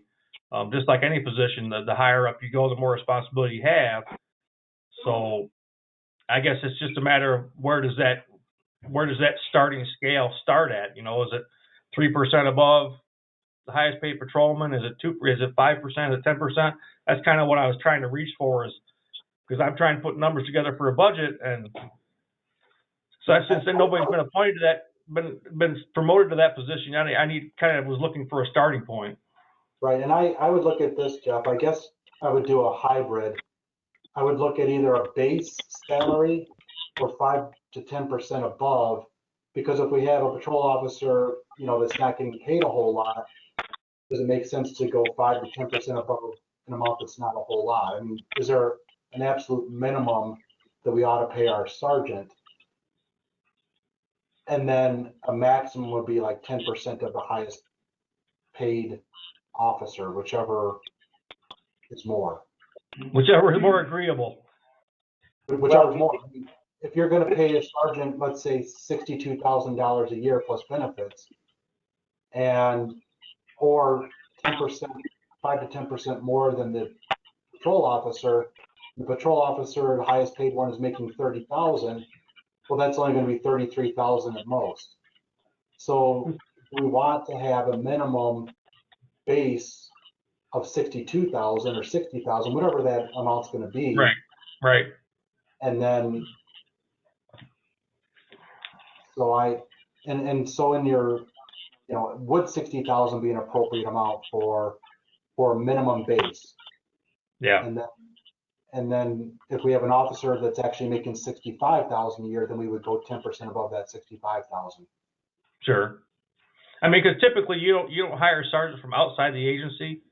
They're Right. people that have already been here for a number of years, have the experience, know how the department works.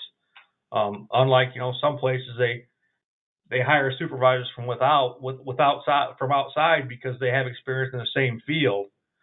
That's typically not the type of thing that happens in this type of work. Usually the sergeants have to have knowledge. Usually there's a minimum number of years they have to work here before they can even test for promotion for a sergeant. Well, this doesn't answer your question, Jeff, but the tricky thing about that is, you know, you could turn your best officer into the worst sergeant you ever had because they just simply don't possess those skills. And no, exactly. And it's very difficult to do. And, you know, I speak from experience, not in the police department, but by turning perfectly great production employees into terrible supervisors, because they're trying to find that opportunity to move them up, and they just don't fit that. And, you know, and yes, I agree wholeheartedly, wherever possible, it's nice to identify one of your officers that's got those skills to move them up. You know, unless you happen to have a golden opportunity where, like I referred to earlier, somebody relocated into the area from outside, you had a need, and but I would say probably 80% of the time I would agree with you. You try to bring them up from within, but there might be that 20% situation where you just got the perfect candidate that's got the people skills and the supervisor skills that go with it. But Right. and yes, obviously, if you're going to take one of your own and move them up, there's got to be a bump up to take on that extra responsibility. Sure. No, I was just looking for some input from everybody here. There's a lot of great minds here, so I thought I'd put it out there, and we can discuss again at the next police committee meeting, and then go from there. Thank you. All right, thank you. Let's move on to, is that it for police committee, Stan? Yeah, that's it. Thank you. Thanks. We'll move on to my items. You've got my report. We took number 2 off. And number 3 is update on Gill's refuse hauling contract. We do have Josh Kraft here from Gill's. He is on the line with us. Josh and I did talk back on September 30th about a new contract for the village, which would take place starting January 1st of 2021, since our current one expires at the end of this calendar year. And what Gills would be providing us is similar to what they're already providing to Pecatonica, and that is they provide one 65-gallon recyclable container with a lid attached and it'd be on wheels. So it's about twice the size of our current blue canister that they've given us. They would also provide one 95-gallon garbage can, also with an attached lid and wheels. We would still have unlimited garbage, so you wouldn't be limited to just that 95-gallon container. If you felt you needed to have more, you could put more containers out there or bagged garbage. They would still allow the 2 bulk items, so everything else would stay the same. And what they would do is, our previous contract was a 7-year contract, and it increased 25 cents per year per resident. So what they would do is say, starting January 1st of 2021 through December 31st of 2021, we would pay an additional 25 cents from this current year. So it'd be $15.50 for regular rates and $13.75 for the senior citizen rate. And then instead of a increase of a dollar amount or partial dollar amount, they would ask for a 2 to 4% increase, which is based upon a certain figure that's published.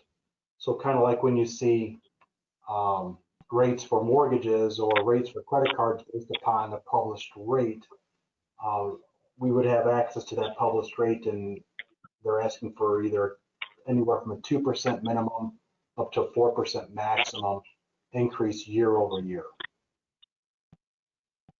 I'm not asking that you approve of anything tonight. I just wanted to give you those terms so that you could hear them. And if you have any questions or thoughts or things that you want Josh and I to talk about, or you want to email about, you have the opportunity to do that between now and the November board meeting. So does anyone have any initial questions right now, since Josh is on the line with us? So if I'm doing the math right, that increase is pretty substantially higher than what we've experienced in the past contract period, correct? It would be higher than our 25 cent per year, correct, because it would be compounding on itself each year. So just for an example, going that second year, if we went on a 2%, which is the minimum, it would be a 31 cent increase based on the 1550.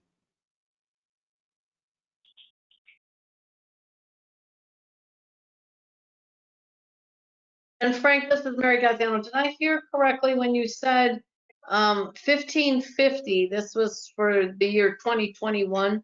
But what would the senior citizen rate be? I believe it's $14.75. Okay, because I thought you said $15.75, but I figured it had to be lower. So Yep, okay. all right. Yep, so $14.75. You're right, Julie, it could be anywhere from 31 cents to 60 cents that first year Yeah. going into the second year. Right. And so it is And substantial. then another question I have, I looked at the contract a while back, so it's not fresh in my mind. Do we have any kind of service standards in our contract, or is that a doable thing going forward? So that I know we've had some complaints. We've had complaints about timing. We've had complaints about things not being recycled and so forth. Can we have some kind of a service standard in a future contract, or do we have one now? And Josh, you can jump in, but I'm not aware of a service standard that we have in the contract. And Josh, I don't know if there is something like that you dealt with before. Nothing that I have dealt with. We put a start time that the guys are supposed to be in town there, which I know they were getting a little too aggressive. So I had a conversation with them, and they shouldn't be coming to town before they get there. On the recycling side, Frank and I had talked, and the guy that was picking up the recycling for your village has since moved on to another job. So we have a different guy that's been in the village probably picking up he's fairly new, 3 weeks now. And I'm pretty confident that he's doing a better job than his predecessor. Okay. So we can, Julie, if you want to have something in there, we can negotiate something to the fact that, we require that 90% or, 100% or whatever of the refuse be picked up, all the time, or, whatever you want to put in there. I know they did have in the contract before, because it was relevant at the time, an increase due to average diesel fuel cost. We were talking about $5 per gallon, possibly, of diesel fuel cost, because it was an issue back then. So we could add something about performance too. I mean, whatever. Yeah, I think the biggest two issues that people have brought up is, one is not being so early that you're getting woken up by the loud equipment too early in the morning. And then the other is making sure that the refuse just get picked up so the animals don't get into it and tear it all apart and leave it all over the streets. And, personally, I think our service has been pretty good, but yet, we're one segment of the village, and, but it probably would be appropriate to get some of those things ironed out. Okay. And then Frank, the only other comment I have, oh, go ahead, someone else wants to talk. Go ahead, Lori. No, go ahead, Julie. Go ahead, Julie. We in finance today, we also brought in this purchasing policy that we have, and in that policy it says for any purchases greater than $10,000, there's supposed to be competitive bidding. So I guess I'm going to question why we're not seeking multiple, at least doing an RFP or looking at other providers for this service. We can do that. We don't have to. We're not required, because the statute specifically allows us to do that for garbage contracts, to not have to go out to bid, but we can if we want to. So our policy, the policy that we have in place, then doesn't have to do with garbage, or? I don't know about that. I just know that the state statute talks about how we don't have to go out to bid for a garbage hauling contract if we have a current provider. It specifically talks about that. So, I mean, if we have something in place that is anything over $10,000, we have to get competitive bids, then we need to do that with our health insurance too and everything else. So. Well, that came up as well, actually. Yeah. So, I mean, I'd asked before if we needed an RFP and was instructed to just negotiate. So we really won't have the time to conduct this for December 31st. So what we're going to have to do is have an exception when we negotiate. We can negotiate a 1-year deal with Gills and go out for RFP after that. We can negotiate up to a 7-year deal with Gills, whatever you want to do. But I would suggest that we have to have something in place with Gills for at least another year. And then if you want to go out with an RFP, we need to do that probably, I would say, 9 months ahead of time. Okay, I just pointing it out because it was a policy that was brought into finance today. No, I appreciate that because we do want to be consistent. If we've got a policy, we want to stay consistent, or we need to review that policy and modify it, maybe accepting out either certain contracts or always abiding by it. And Julie, is that, can you tell me the name of that particular policy? This is Mary. It just says purchasing policy. Okay. And just as, and I'll forward it after the meeting, but I was just Googling and I found some, I thought, pretty helpful service standards Okay. that you might want to look at that I think would be potentially helpful to the village. All right. That would be good, Mayor, if you could forward them to me. Yep. And Sally Bennett, I think you were going to say that we do have IML also. This is about $48,000 a year for our insurance. So, I mean, those are things that we've gone out every couple of years, but we haven't gone out every time that we've done it because it just doesn't make sense to do it every year. So what we probably should do, and again, thank you for bringing that up because we need to follow that. We probably need to revisit that policy and see how it applies, and do we need to change it for any reason? And then when we do approve of any agreement without going out for bid, we could then make that exception and explain why we're not going out to bid.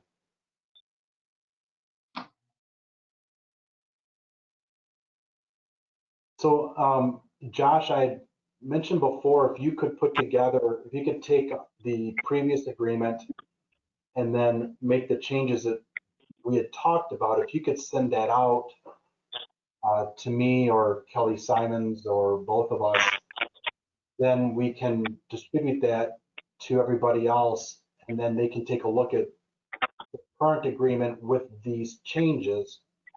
And then it's easier for them, I think, to look at that and then make suggested changes from there. And then Mary, if you have your items, you could forward that to the trustees and everyone that's really on this call, and just so the trustees and Sally Bennett and whoever else, Chad, whoever else wants to take a look at it can look at it and decide what, if we want to put those in there, and then I can get Josh and we can discuss those.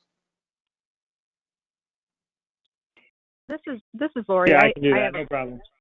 Okay, thanks, Josh. Lori? Yeah, I have a question for Josh. So with the proposal that everyone would get these 95-gallon containers, your guys currently won't take the containers we have. They leave them repeatedly saying they're too heavy. Is that going to change? Is there going to be an increased weight limit? Because I don't see the benefit of a 95-gallon container if I can only fill it halfway. The 95-gallon containers actually hook up to the back of our truck, so the drivers do no lifting of them. It's all done by the truck. Okay. Okay. I think previously it was communicated that you didn't have that capability yet, so that's why I was concerned. So thank you for clarifying that. You're welcome. Anything else on this issue? And if you do think of something, don't hesitate to contact me, any trustees or anybody, let me know. And so Josh, thanks for being on the call. And like I said, just go ahead and get a draft out to me, hopefully the next week or so, if you can do that. Yep, thanks for having me. All right, you're welcome. Okay, we'll move on to item number 4, update on Comcast phones and internet. Probably put together the update, which shows, I talked to Pat Purse from Comcast, and he did provide us with 2 additional options, downgrade a little bit of the download speed and the upload speeds, as requested by, I think, Trustee McKinnon, just to see what it would cost to get something a little less. And as you can see, there is a difference of what he came up with. The initial plan would be about $8,299.80 a year for just the Main Street. So it'd be $13,951.80 annually with that initial proposal. 15,111 if we go with this drop down to 300 megabytes down and 30 megabytes up, and then 12,511.80 if we go to 200 down and 20 megabytes up. I have not been in contact with MediaCom yet. I need to call them this week to go over what we can do to get out of the contract. And I know that's going to play a part. I hope to have information from them prior to the November board meeting so that I can come back to you and let you know what that cost would be, if any, to get out of the MediaCom contract. But do you have any initial thoughts about these proposals, or anything else that you want from Comcast in order for us to make a decision at the next board meeting? Hey, Frank, it's Mike. Unfortunately, I don't think the change of service dropped the rate as much as I was hoping it would be. But number two, as we dig through the MediaCom contract to see what it costs to get out of it, there may be potentially a non-performance clause that, if they left us out of service for too many times or whatever, that might be the out that we shouldn't have to pay for to get out of the contract. Yeah. And so I'll contact MediaCom. Mary, I may need you involved in this. Okay. Obviously, legal standpoint, just to make sure. I'll probably need you involved in the conversation so you can hear what's going on and you'll be able to advise us. This is Jeremy. Looking at the speeds, downloads, and upload speeds there. On the left-hand side, the original plan, it says 1 gig up and 35 meg down. Correct. I think that should be switched. Yeah. Yeah. Yeah. I think the original proposal was wrong. And he mixed it up. So that's why Kelly had it that way. But thank you for pointing that out.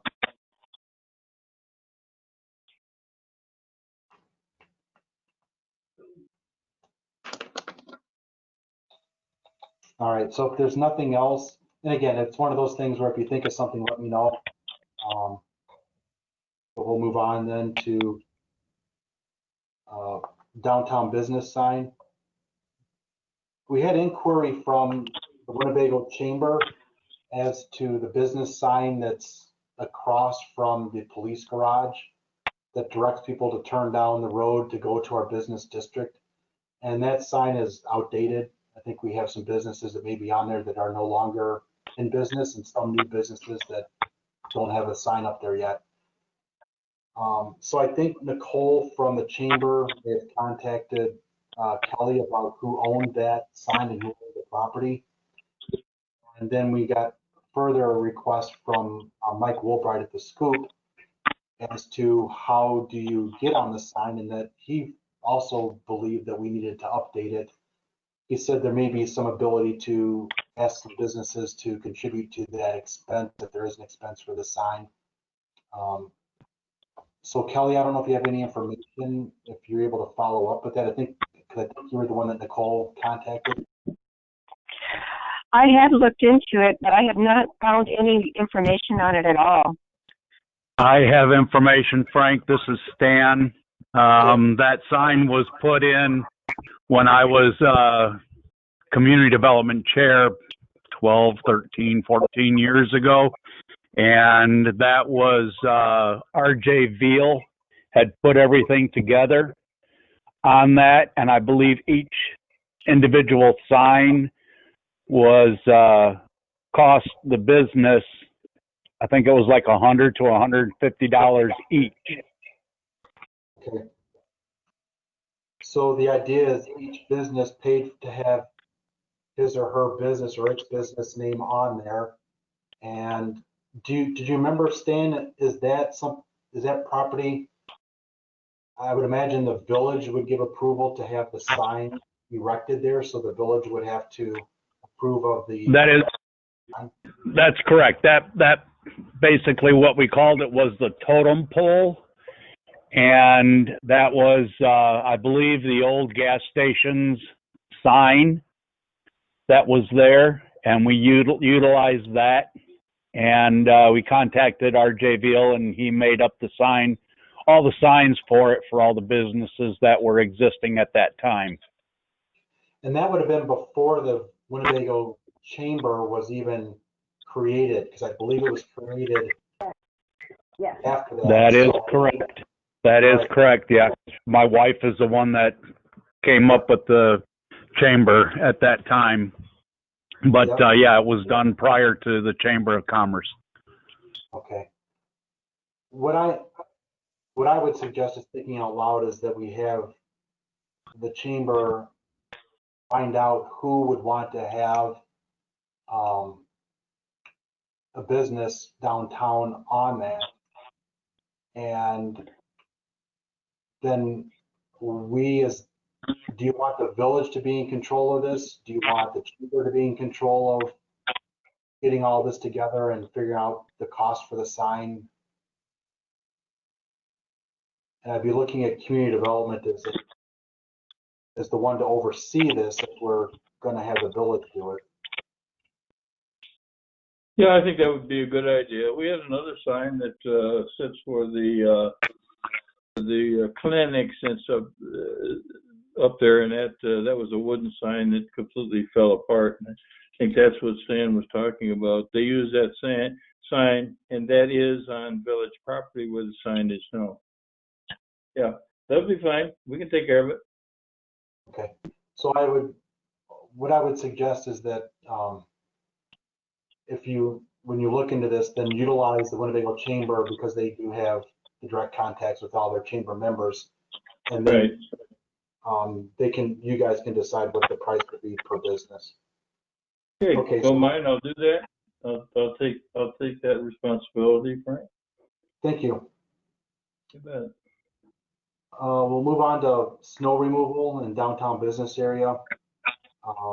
Again, I was approached by a member from a downtown business, and he had indicated that it would be helpful to have a plan in place for the businesses. What may happen, again, this is Mike Woolbright from the Scoop, and Chad, he may have talked to you about this, but I don't know how in depth the discussion was, but my thought is we would have something in place where either he would have a tractor that he would plow the snow off of the sidewalks onto the roadway before the road is plowed, or we would have a village employee that would utilize either his tractor or our tractor to get the snow off of the sidewalks and then plow the roadways. And the reason he suggested that is because if you plow and you get the snow up on the sidewalks of the businesses and then they're required to remove it, most of them don't have a place to move it to because they don't have grass, they don't have anything. It's a building next to a building. So trying to bring people downtown in the wintertime, we want to make sure that we don't have any standing snow that's trampled down. So, I mean, this could be something Public Works could talk about, but Chad, do you have a feeling about this? It's something that's been discussed several times over the years. The village has taken a hard stance that it was the business owner's responsibility to clear those areas. Our equipment is not suited to go on the sidewalks without creating damage. It's too large. There's too many appurtenances in there, i.e. water boxes and handicap signs and things that the business owners own, their own signs or stoops or steps or what have you. Our ordinance and letters have been sent as long as I've been here and predating myself to the downtown businesses, reiterating that it's their responsibility. But we have had conversations, myself, our department, and likewise in our Public Works Committee meetings, we've talked about this loosely, that yes, there should be a plan. There should be a concept. Currently, it's a pretty drastic struggle. It takes 3 or 4 events before the folks that occupy the downtown housing areas to move from the streets. Even though they do have off-street parking, they like to park on the street in the way. So it's downtown is a struggle just to get plowed. But when the scoop came in, we were informed by them that they planned to do the plowing in their area and they would reach out to their neighbors. It's been probably 2 years. There is a local businessman, Frank DeRosa, that has a small piece of equipment that he was willing to do for a fee. I had brought it in front of a committee at one point in time, but the decision at committee was it was the business owner's responsibility and would remain the business owner's responsibility. And I believe the conversation was that that gentleman could go to the businesses, and if they chose to hire him, that would be fine, and we would, work as good as we could with him. I do feel personally that that would work the best if somebody like him, and his price was very reasonable. It's $50 per side of street, $50 for the east side, $50 for the west side. He, of course, lives on the same block that the Public Works Garage lives on, so he would be in tune when we motor out. But again, we have a very strict regimen to keep the streets clear. And I will say that I've been in other communities and timing just doesn't work out, but that doesn't mean we wouldn't make it work. I mean, if they could go down and clear the sidewalk and get it into the parkway, we would do our very best to get down there and clear it out. We essentially try that.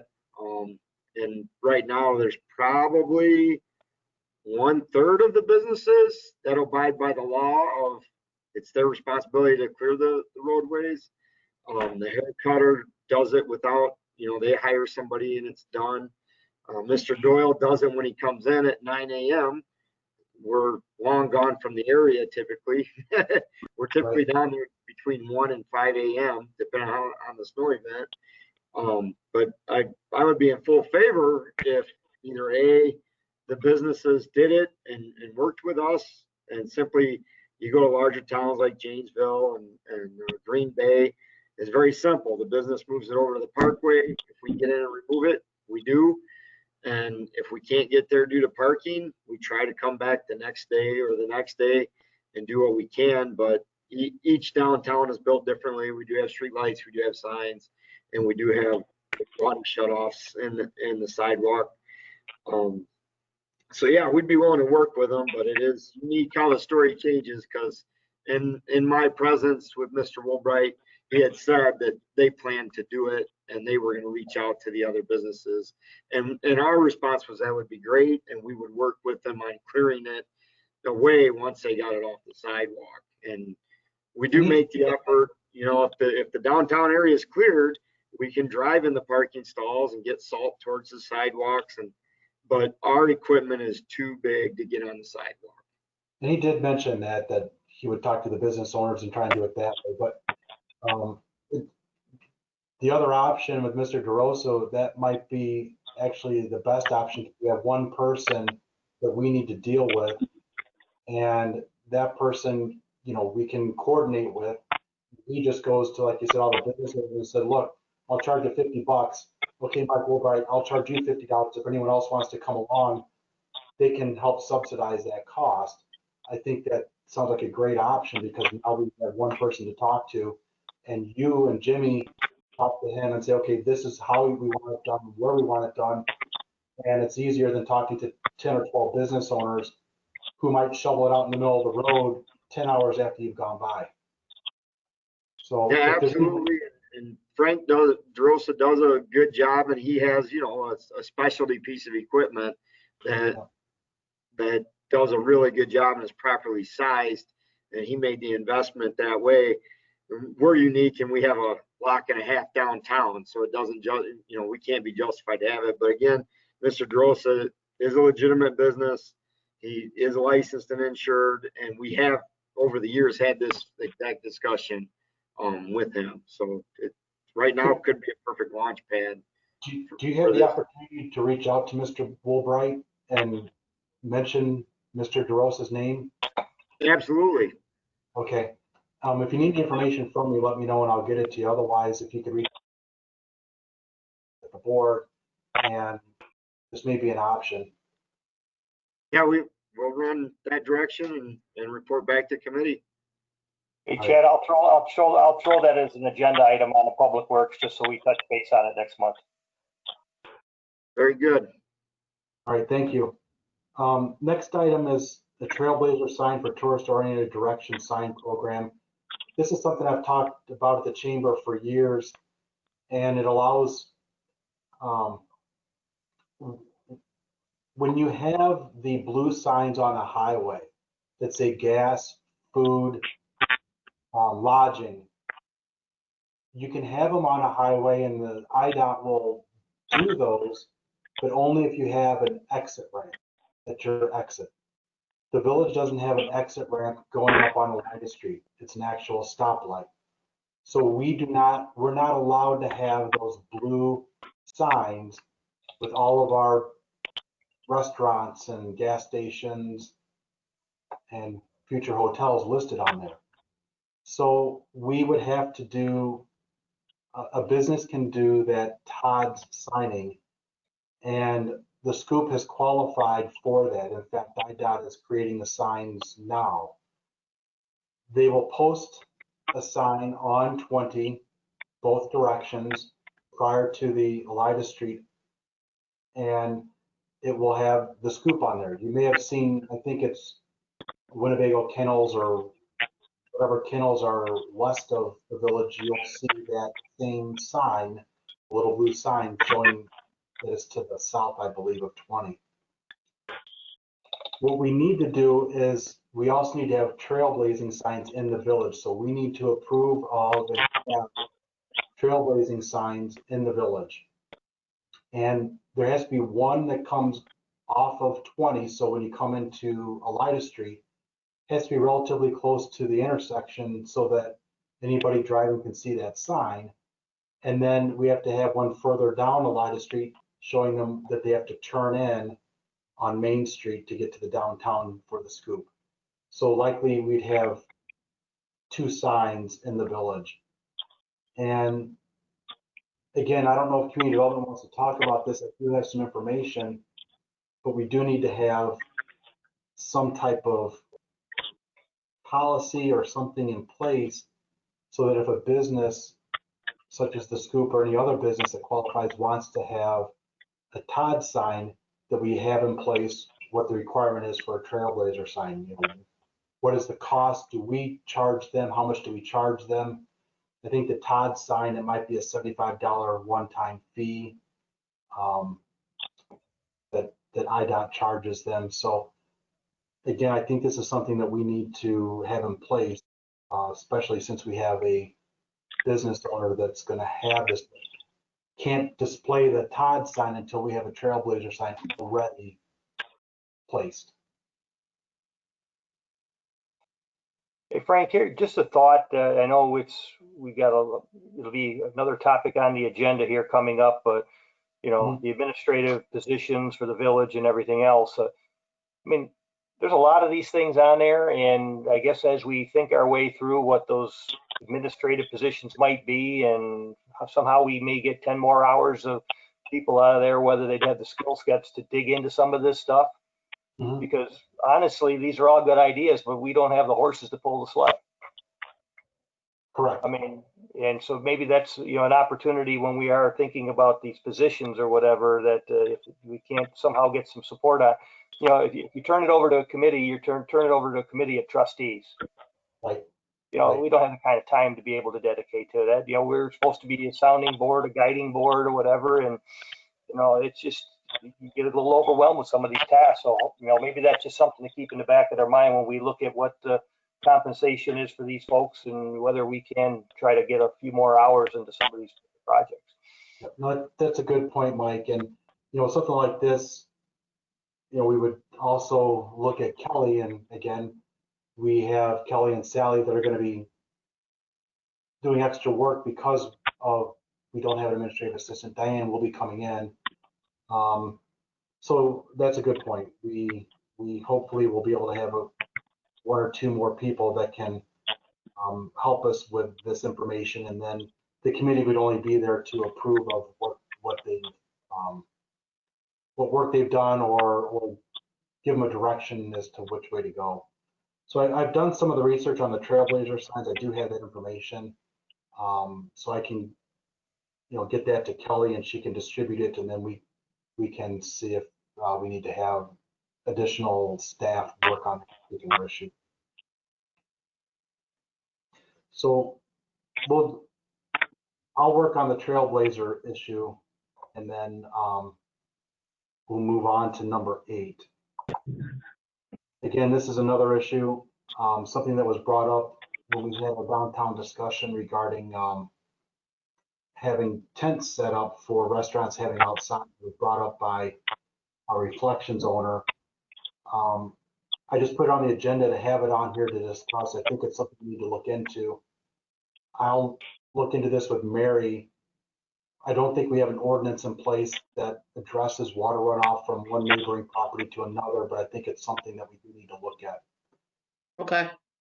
So It's probably timely because I see that on one community page, there's a couple of people talking about some neighbor dumping their swimming pool and all the water flowing through their yard or whatever. So it kind of goes hand in hand with that topic. yep, saw that, Mike, today too. So you're right. So I'll look at that with Mary, and Mary, if you could just kind of put it on your calendar, maybe next week we can just touch base on that. Okay. Again, street lighting request behind Semino's in the Scoop. Not sure who we contact about that. That's something I think we could probably have Kelly work maybe with Chad on that one. Yeah, we have an avenue, and that's actually a more simple one. There's already existing ComEd poles, so it's not like putting up an independent street light that costs $6,000. It's more like we choose how long of an arm you want, and it's somewhere between $3 and $23 a month. Okay. So Chad, if you could, I'll take the lead on that. All right. I'll add that to the agenda, Chad. You work on it, but we'll put it on our task list. All right. And then number 10, Julie O'Rourke had mentioned this to me, and I've been thinking about this for quite a few years. Putting together a strategic plan for the village. I've been involved in with the school district, and we really haven't had a strategic plan here over the last 12 years. And I think we need to look at things such as police. I think we need to look at possibly having community members involved in this along with the trustee in each position. So after the elections, probably when we get to maybe July, I'd like to bring this back up and then go forward and just figure out, how many committees we need and what subject matter we're looking at. But just wanted to get you to think about it now. So if there's some things you're like, hey, this is something we really want the community's input, and we want to have some type of a strategic plan, and start thinking about that, and we'll get back to it in July. So one of the heavier topics tonight is the administrative assistant position. I sent to you a bunch of information, my thoughts, I guess, and as to whether we should have a full-time replacement, of 2 part-time replacements, or full-time part-time positions added. And I got some feedback from some of the trustees, and I thank you for your thoughts. The feedback I got from the 3 were in support of 2 part-times, but also some concerns about would $15 be enough? Would we have to change these over to full-time at some point? My thought is I would not want to change it over to full-time. I wouldn't want to leave somebody in here thinking you're part-time, but you're good enough to be full-time. I think that defeats the purpose of having 3 part-time people and saving the village some money. But I wanted to open up to the board because we need to move forward. We need to know, number 1, we want to go with 2 part-time initially. And number 2, how do you want those people hired? Do you want us to conduct it ourselves, put an ad out there ourselves, and hire them like we've done with the police chief and the deputy clerk? Or do you want us to go through a temp agency, pay their fee, and have them do the vetting for us rather than having the committee do it?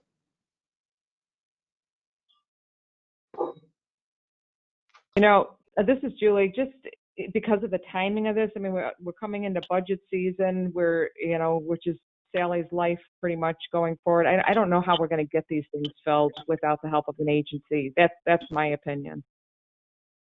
Yeah. Are we all in agreement that we should strive for 2 part-time and start with the window of $15 per hour, then see as they come in if we need to offer more than that? You know, I only had a preliminary conversation with the agencies. Did they give any feedback on $15 an hour, just out of curiosity? Not really. The lady from Manpower did say that, you know, it might be a challenge to get someone at that price part-time and to actually get 2 people that meet that criteria, but she didn't indicate if not 15, then what would be an adequate amount. So that is something I could, you know, ask them. Well, also, you know, I don't know which firm to go with beyond just opting to allow a firm to do it. You know, it's all open-ended. I know the last go around I had tried to fill a similar position, and we were talking full-time with benefits, and that was the price range I was at, and it was to get the people that were capable of what we needed. We're probably pushing 18 to 20. Now, the only thing that you may have about you know, a part-time position is if you had a second income earner in a family that already had the benefits, and the fact that the reduced hours was actually a benefit to them as opposed to the full-time, that might actually give you a little bit more, you know, candidates in that realm. But I think for the type of position that we're looking for, or the type of person we're trying to get filled, it's going to be a tough sell. I believe Diane was one where she was hired part-time. So we were fortunate to have Diane hired under that scenario. But then at some point we needed her to go to full-time, and she needed full-time as well. Yeah, but like I said, if you got somebody that's a supplemented, you know, they might actually appreciate the reduced hours, and they don't need the benefits, and they don't need the full pay. And but all of a sudden you do need somebody that needs the full pay. Sometimes that's coming at a higher salary because they're maybe a single earner for a whole family, and $15 ain't going to cut it. Right. And I think, any other thoughts? This is Jeff White. I'm just curious. I've never worked with a temp agency at all, but don't they charge fees along with the hourly salary of the employee? Yes. Well, they changed it. But Sally communicated that she's looking at a 52% premium. Yep. So you're not only paying the $15 an hour, you're paying their premium to get that person in here, right? Correct. And you have to guarantee them. Usually it's 3 months to guarantee. But at that point though, they're paying the workman's comp, they're paying the unemployment insurance and all the other things. So, you know, we don't have those particular expenses other than, I think Sally Huggins indicated some IML expenses. That's correct, right? The other benefit is that they do full testing on the candidates, which would include typing, Excel, Word, a math test. There's probably more that I'm just not thinking of, but phone etiquette. And it's true. I mean, they do vet them. They do make sure that they're capable of doing what we need them. So that is what you're paying for. also a drug test. Okay. Oh yeah. The one concern, and you know, again, I think what Julie said is accurate. We're in a position where we don't really have the ability for people to sit down and interview ourselves. But the only concern is if we do this, are we doing it where we would have somebody placed, we're training that person, and we're seeing how that person works, and then if we don't like that person, we then tell the employment agency we would like somebody different. And then if we like that person, then we say we want to hire that person, and then we pay that buyout fee. Is that how it's going to work? Right. Yep. Okay. Well, and you have to guarantee them, I think, 500 hours before isn't that right, Sally? Before the buyout? 500 hours is the standard contract, but then there is a discount for buying it out early with both agencies. Okay. Yeah. And I think the comment that Sally had included in the email to us, and I probably would agree, that trying to train two right off the bat is probably a challenge. If you could, land the first one and focus on one, and, then if it goes real smoothly, then, ramp up the second one. But I think to try to take two on it, the onset might be a little bit of a reach. Just to kind of look at this, 500 hours at 28 hours per week is going to be 17, almost 18 weeks. So it's going to be about a third of a year or 4 months. So just to kind That's of right. that's the 500 hours would be 4 months of time in position. So if we can pay that for 4 months, and then we don't have to buy them out. But if we want to have prior to that, then we have to buy them out. Is that the idea? Say that again? Would we hire the person for 500 hours for 4 months for 500 hours? Would we hire them for 500 hours, and then we don't pay a buyout fee of 10%? That's right, but we would have that higher wage that we're paying for that amount of time. Right, so we should know hopefully before 4 months if we want this person or not. So then if we do, we would just pay that 10%. But I think one of the driving factors is if you find out within that first 17, 18 weeks, whatever it is, that this person is, you hit the nail straight on the head, you want to get them onto a permanent employee as soon as possible so you don't lose them because they're looking for a permanent job. And so. And isn't it also such that though, if you have that person, you got that 500 hours, but you bring somebody in and they're just not working out, that then they can substitute someone else in, but you're not starting at hour one again. Isn't that correct? That it's part of the 500? I don't know. That didn't come up, but that's a good question. Because I thought I was reading something that said, if somebody's not working out, that they will bring somebody else in. And the way I read it, I thought that was part of the same 500. Okay. That would make sense because you're ultimately just in a contract with the agency for that amount of time at that rate. So. Right.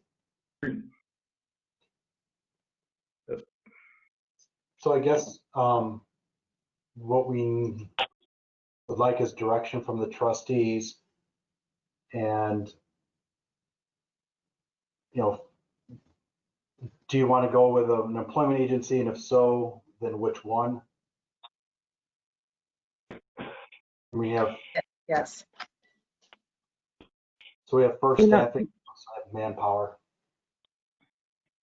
The other question I have, I'm assuming this would be an exclusive deal. Like we couldn't post this job on our site and be recruiting at the same time since we're hiring two in case we get some good resumes in, or is it pretty much an exclusive deal? If you sign up for them, you have to let them get the person no matter what. Or can we advertise and have them go directly to first or manpower? Do you know that, Sally? They usually do all the advertising. We can do it any way we want. They can advertise the position for us. We could bring them someone to vet. If we had someone from the community that we thought would be a good fit, we could send them for testing, and they said they could either advertise it, or they could just be the place that we send the people. I don't know how much time we have to spend. I mean, we could do the ad, or we could give them the ad to post. It really is open to whatever we want. As long as it's advertised, that's really what matters. I think the reality of our situation with this in particular position, and I just want to make this clear for everybody listening. I mean, we've got now Sally and Kelly that have to do all the water billing, all the treasury stuff, all the regular clerk stuff, all the, meetings, all of that sort of stuff. And to hire, it goes through, I remember just not that long ago, Kelly joined us in the hours and hours and hours. I went through resumes, Sally went through resumes. There's no way unless we want to throw this into administrative committee to go through resumes, I don't think there's any choice but to use one of the two of them. I mean, I think, I don't know Manpower as well as First, but I don't know if one's better than the other. I don't know if anyone else has any experience with them, but I don't think we can, I don't even think we have a choice, to be honest. I don't know how I don't think anyone's done water billing. So, you guys, there's a learning curve just there alone. So that's why this position is so much different. And I know I'm the penny pincher of the bunch, but this is keeping the office running. This is keeping the community running. We have all these things we have to do, and we don't have the hands to do it. Mike, who did you use? Well, we didn't really hire. I mean, we were dealing with plant employees and everything. I've got more familiarity with First than I do Manpower. The only familiarity I have with Manpower is I used to own their stock once upon a time. But First does a good job. They're reputable in Rockford. That's the target position they use. I do agree with Julie in the essence of time. I think we got to pick one of them. We need to turn it over to them, get it done. Let them know that ultimately we might be looking for two, but in the short term, it's really one. Yes, exactly. That's an excellent idea, and I agree with it. I have a question. Are you going to go for one part-time? Yeah, well, I mean, if they turn over two of them, we can do it if the ladies can figure out how to train them. But ultimately, I do like the concept. It may or may not work of getting the two part-time so you can get more total hours in. Okay, but are you going to only have them find you one? Is that what you're saying? Well, if they find two that we really like, if the ladies can figure out how to bring them along, but ultimately we get the first one in and then they continue to work on the second one. Okay. Just so I understood. I agree. Okay. I just want to throw this in there, Jeff White. I know we had a discussion that was brought up in our last police committee meeting that during the time that the previous administrative assistant was here, with the start of COVID and then all the hail damage and stuff, we didn't have a whole lot of use of the administrative assistant at that time because she was so busy doing other things. I and my help back here have gotten in the habit of doing most of the things ourselves, probably 95% of it. Even though part of that person's salary was coming out of the police department budget, we didn't have the use of that person very often. So I suggested that we just eliminate the hours for the police department for now. A lot of things that we've done have been automated. We no longer have to take reports physically down to the state attorney's office. We can cloud-based send those over there with a link they can open stuff up to. Eventually, they're going to be able to open those reports themselves, going in and locate them themselves, where we don't even have to have knowledge of what they're doing. Videos are sent that way as well, a cloud link. So, and a few other things. There's going to be less filing of reports because a lot of the reports we're not going to print anymore. We're going to leave those electronic. And then if we have to print a copy, we can because it'll be in the database. So if that's going to give any relief to up front to have less time back here. I don't really need somebody right now. We haven't really had anybody back here at no fault of anybody's other than how busy the office was. Kind of got in the habit of doing things ourselves. So I just want to put that out there just for consideration.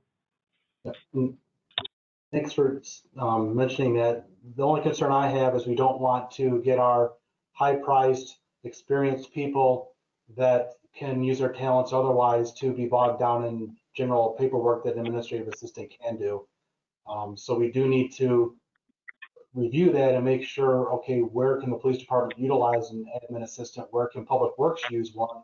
I'm sure there are tasks that can be done by an administrative assistant that can allow for you to respond to calls or for you to attend meetings and have that work still be done. So I don't want you to cut it out of 100%, but just make sure that you would be able to utilize an administrative assistant, and we should have then, once we have 2 part-time, we should have plenty of opportunity for an administrative assistant to assist police and public works. So, but for right now, you're right.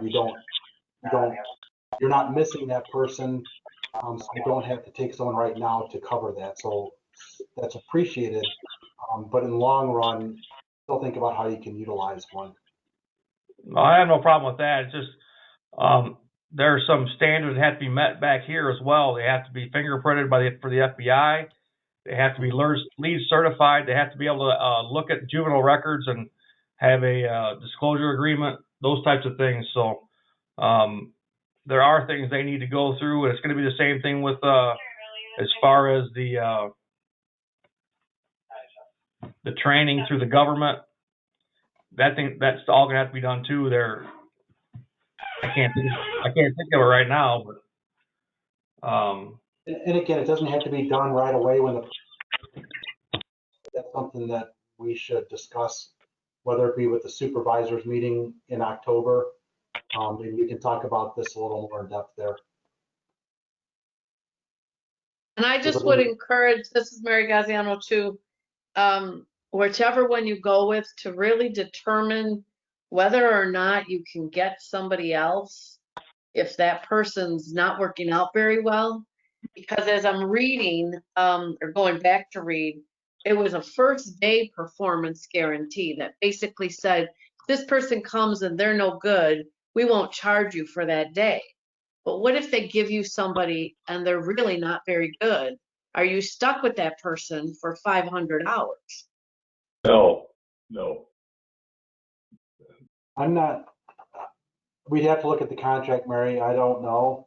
In my limited experience with it, you were able to, you're not happy with a particular person and that person no longer was sent to your facility or office.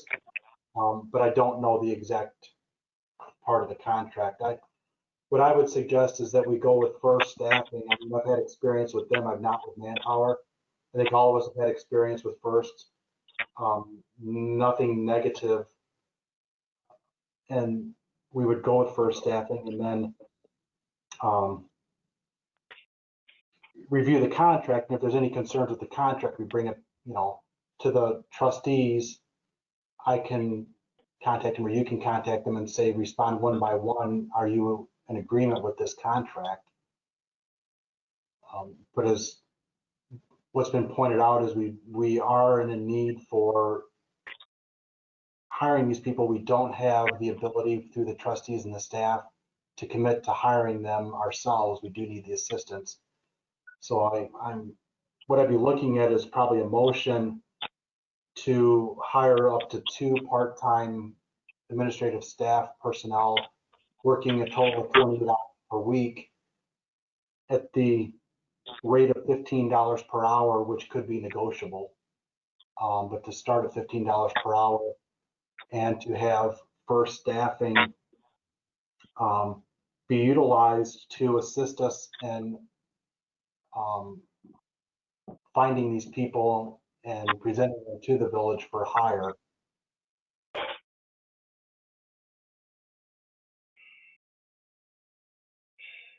If that makes sense. I got a little problem with that because of the fact that if we put out a list of what the requirements are for the position, for staffing or whoever you use, we'll give you a good range of what you're going to have to pay to get somebody who is qualified to do the particular job. First of all, you're giving them, you're telling them that you're only going to pay $15 for this. Well, somebody may take $16 or $17, and you can at any period of time, where I've had a lot of experience with that. If they're not working out, you make a telephone call. They will contact them, and they will either replace them with somebody else, or you say we're going to take a different route. So it seems as though you're putting on a lot of restriction here, and if we need somebody in a hurry, I'd rather see them do the work and find out somebody who can do the list of things that we need them to do. And $2 an hour is not going to do too much to us. So, my opinion only. This is Don. Thank you. Oh, thank you.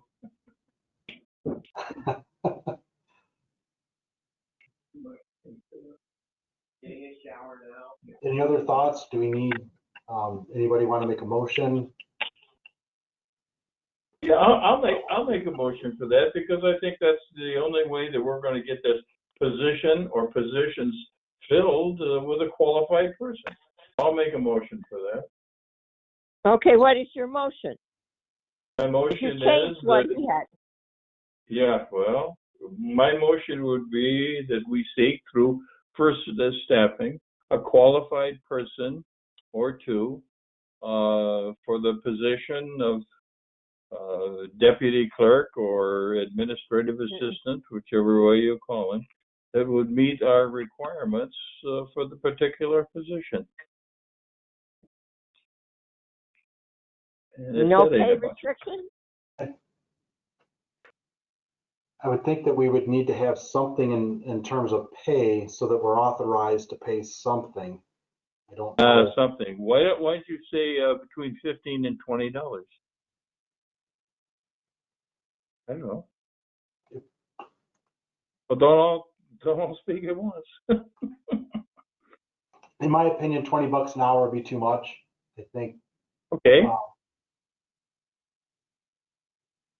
I I don't know we're- what the market is. We're I don't paying know. 66 an hour to Carrie when she left, and that was full time. Just to give you How much was she, Frank? You cut out. How much was she? $15.66. Okay. And She was full-time and got benefits. correct. Now this position will receive retirement, so that person will be eligible for the Illinois Municipal Retirement Fund. So that'll be a And benefit vacation. right, and vacation Right. benefits that maybe not all part-time people receive in other jobs.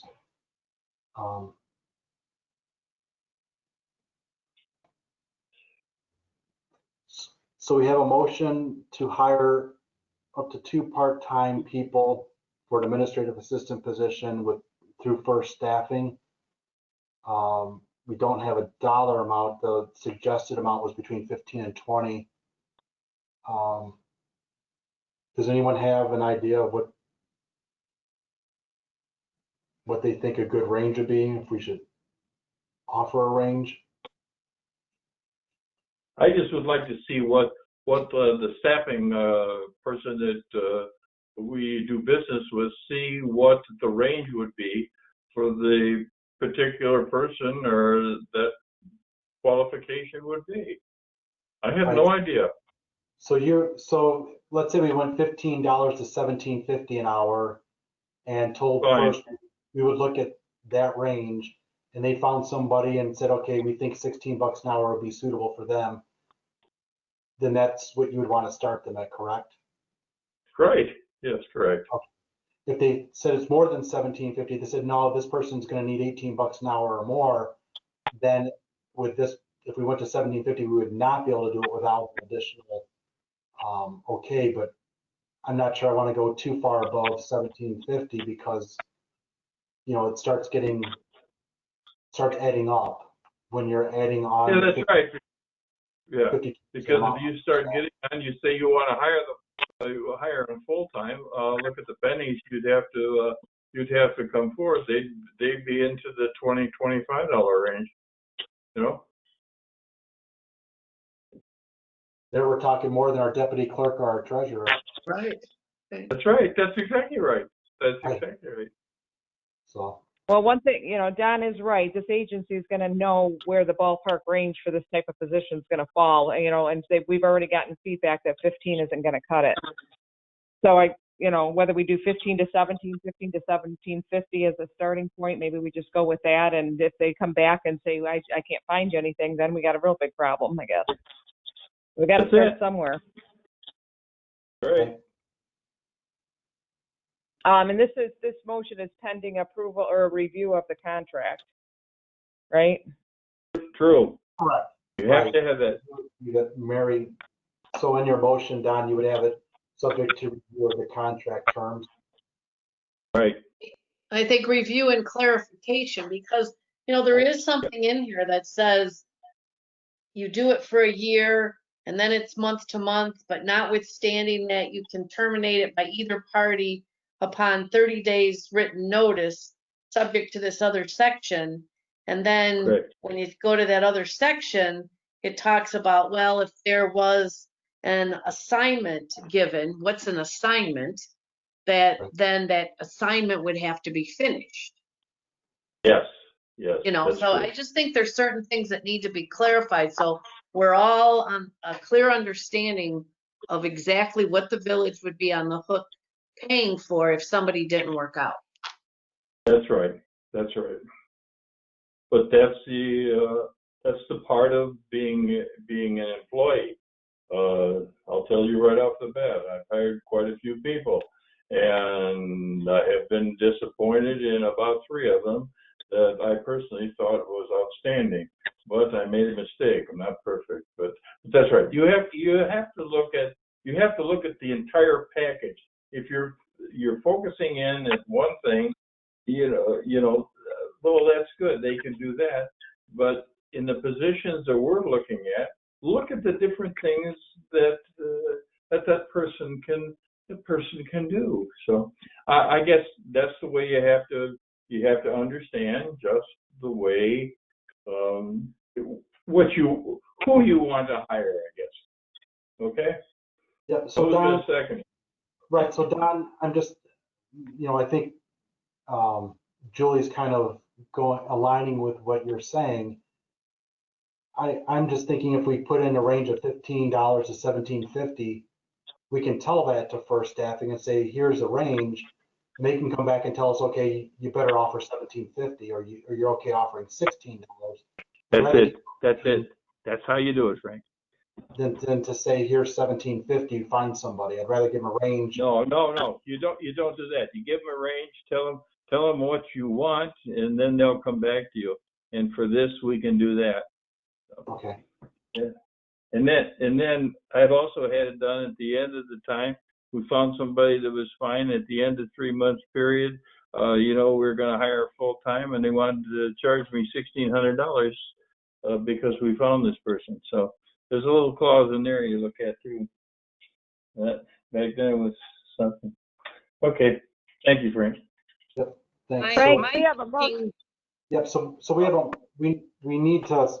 we need to really have a motion and have a second.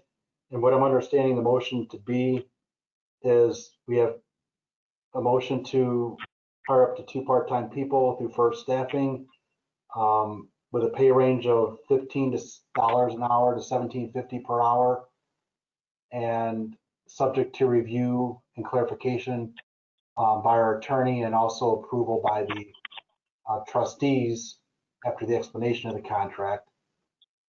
And then would somebody want to second that?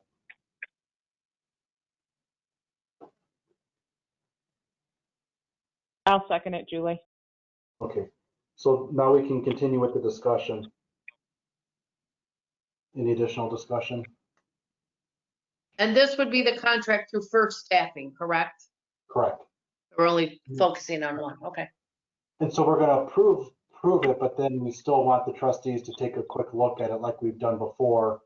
You know, you can explain to us what it means, and then the trustees can say, yep, I'm fine with that, or no, I'm not fine with that. Good. Okay.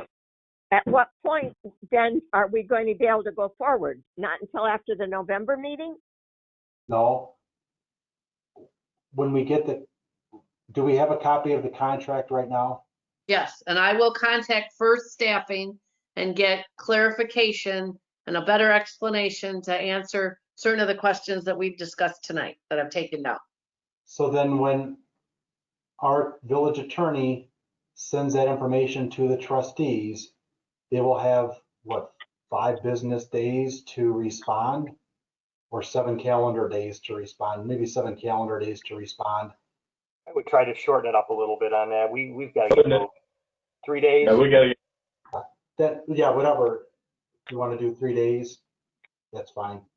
And if there's any objection, you know, then note your objection within that 3 days. Noon on Thursday. Oh, Yeah. I appreciate that. We'll do it on Thursday, so we have the weekend to look at it. Thanks, I will Julie. contact them. I got village traffic tomorrow morning. I'll contact them tomorrow afternoon. Okay. Okay. All right, so we have a pending motion. Any other discussion? All right, hearing no additional discussion, roll call, please. Mr. Graham? Yes. Mr. Kimes? Yes. Mr. Malagranda? Yes. Mr. McKinnon? Yes. Ms. Morgan? Yes. Mrs. O'Rourke? Yes. All right, so that's approved. Let's move on to number 12, delivery of water bills. We've had some concerns from residents about not receiving their water bills in a timely fashion. It's not because the village has not put them out there. Carrie has assured us that they were mailed on October 1st, but as of October 6th, a lot of residents, including myself, have not received them. She contacted the post office and was told that they were processed in 2 separate batches. We've talked about this before, and I think we need to look into this, of looking at alternate methods of allowing our residents to access their bills online, paying them online, so that they can opt out of having them mailed. I think the more we can get to electronically receive them is going to be better. I don't know if there was a particular service. I know, Sally, you had looked into this. I can't remember if Public Works looked into this. It doesn't have to be done tomorrow, but I just think this is something that we need to look at. And I think it's something that people may actually pay to do, or we can turn around and make those that are receiving them by mail pay to have them mailed to cover the postage. And then also, you know, that would fund any type of software we need to allow the people to electronically access their bill. So I'm not going to take a lot of time. I just wanted to point that out. But Sally, if you have a quick comment. I was just going to say, I believe we've asked Encode 2 times over the years for quotes on that, and I could definitely do that again. Just send them an email and ask them for a quote, and forward that on for informational purposes, and then could discuss it. So obviously, we have a ways to go with the new upgrade with the new water meters. Does that new information provide some of those possibilities that maybe we didn't have in the past once we get more people on that system? Right. Or Chad, do you happen to know? I think it still comes down to Encode, and some of the other things that the office has presented historically for options for e-pay options. But yeah, it's not really on our software side. Well, and it still may be Encode, but maybe with the data available through the other system, maybe it makes their task a little bit easier. True. Quite possible. So again, I know we have budget that we're looking at and other things, that we're trying to work on over the next couple of months. So if it's something that needs to be done after the first of the year, that's fine. I just wanted to bring it up and have us start thinking about it again. We'll go on to number 13. Just wanted to give kudos to our water department. Again, we received a certificate. Now for 17 straight years, we've had the highest ratings on fluoridation under the state standards, and wanted to point that out. We did receive a certificate. The only other water division in the county that's been longer than that is the city of Rockford, and that's 35 years. And just looking out throughout the state, we are way higher than 50% in terms of number of years with this. So again, good job, Chad and water department. We thank you for your diligence in making sure that we're in compliance and actually, above compliance. We'll move on to number 14. Receive this, and 15 kind of goes along with this. The ZBA for the County of Winnebago has received a petition from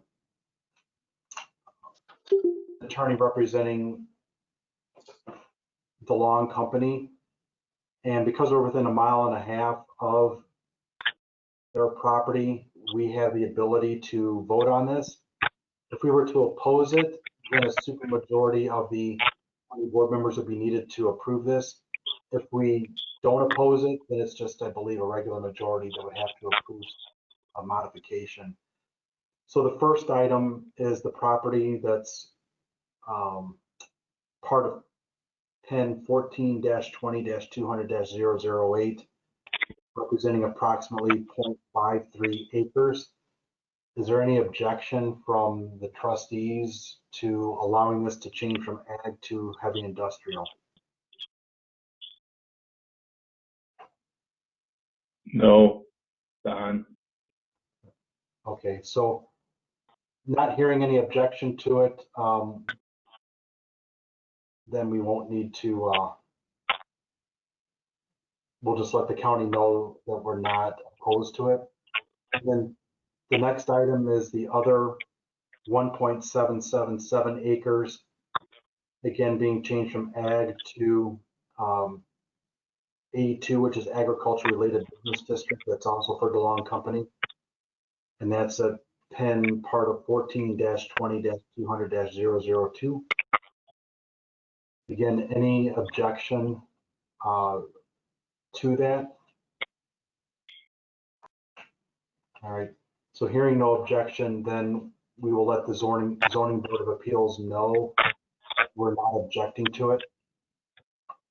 And Frank, I just have Mary Graziano, I just have a question on that. In the past, at least I'm not aware that we've done anything affirmative unless we wanted to take a position one way or the other, and we would do a resolution. In the past, it's been said, like, to tell me as the village attorney that you don't need to do anything. So I just want to make sure, are we telling them specifically in this situation? Because the statute provides that what we do by resolution. So I just want to clarify. I would just, well, I suppose if we tell them that no action was taken, that means that we are not opposing it, right? Right, and I mean, in the past, we haven't told them anything, not that no action was taken, we just didn't do anything. And I'm not saying that's bad or good, I'm just saying that's the way it's been. Right. My thought was that we would just notify them no action was taken. Okay. Just to let them know so that at least they can say that no action, or the village said no action was taken, so they're not opposed to it, versus having to have a vote and a resolution, either approving of it or not approving of it. Okay, and is that something that Kelly would be contacting them? I am, you are, I just want to make sure we're not doubling up. We would, Kelly, if you have the ability to contact Board of Administration, please do so. If you need the contact information, I guess contact Mary. But their meeting is tomorrow. The meeting is tomorrow, you said? Correct. Okay. It's at 5:30 PM on October 13th. Okay. Thanks. Worst case scenario is you could contact Troy Krupp or Ashley Sporer at the county office. They're in the, I don't know if they're in the planning and development or, but if you need their information, let me know. I'll forward that to you. Okay, very good. Thank you. We can move on to number 16. Mary, is this something we have to deal with tonight or can we wait till November? I don't know.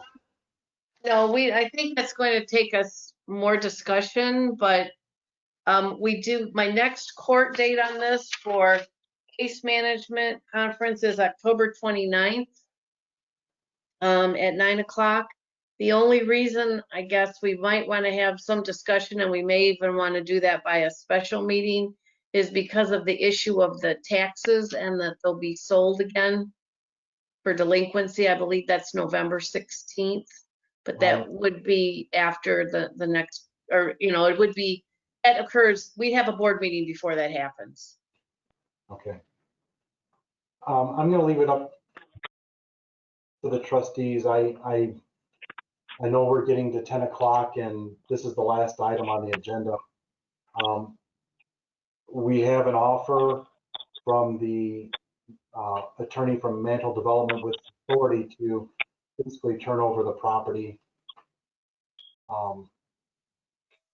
in exchange for what we're suing under. And you may want to have executive session talking about this settlement. You may want to, talk about it at a different time. I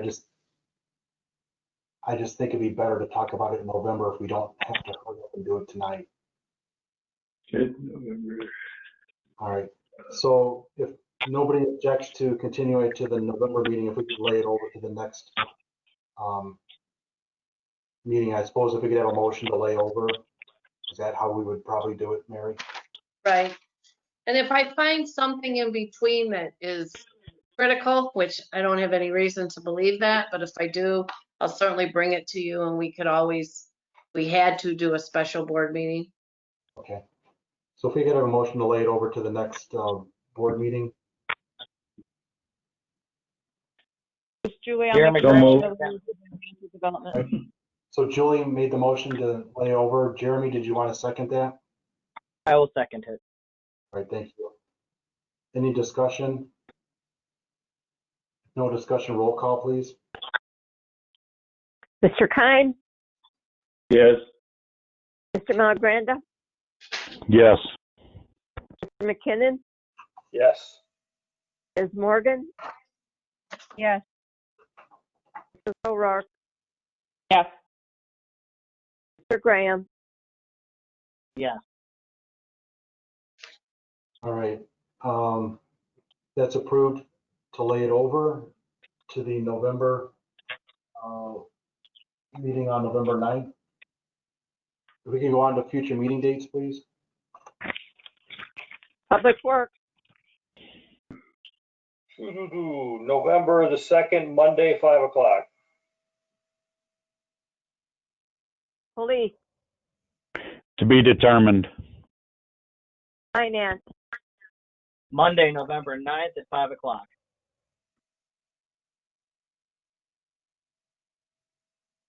Community Development, To be determined.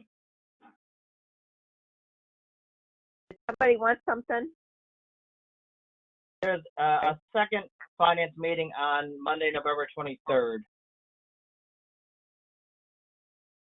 At what time? 5:30. 4th of July is just going to remain open, is that correct? Correct. Correct. Becker, To be determined. Aunt Rudder, it'd be November 9th if needed. Admin, That'll be to be determined. we're going to have to discuss insurance before long. Right. So whenever we get those quotes. Okay. WIPC is the 21st, October 21st at 5:30. I believe it is. Yep. Right, Pat? I don't know when the new date is for that.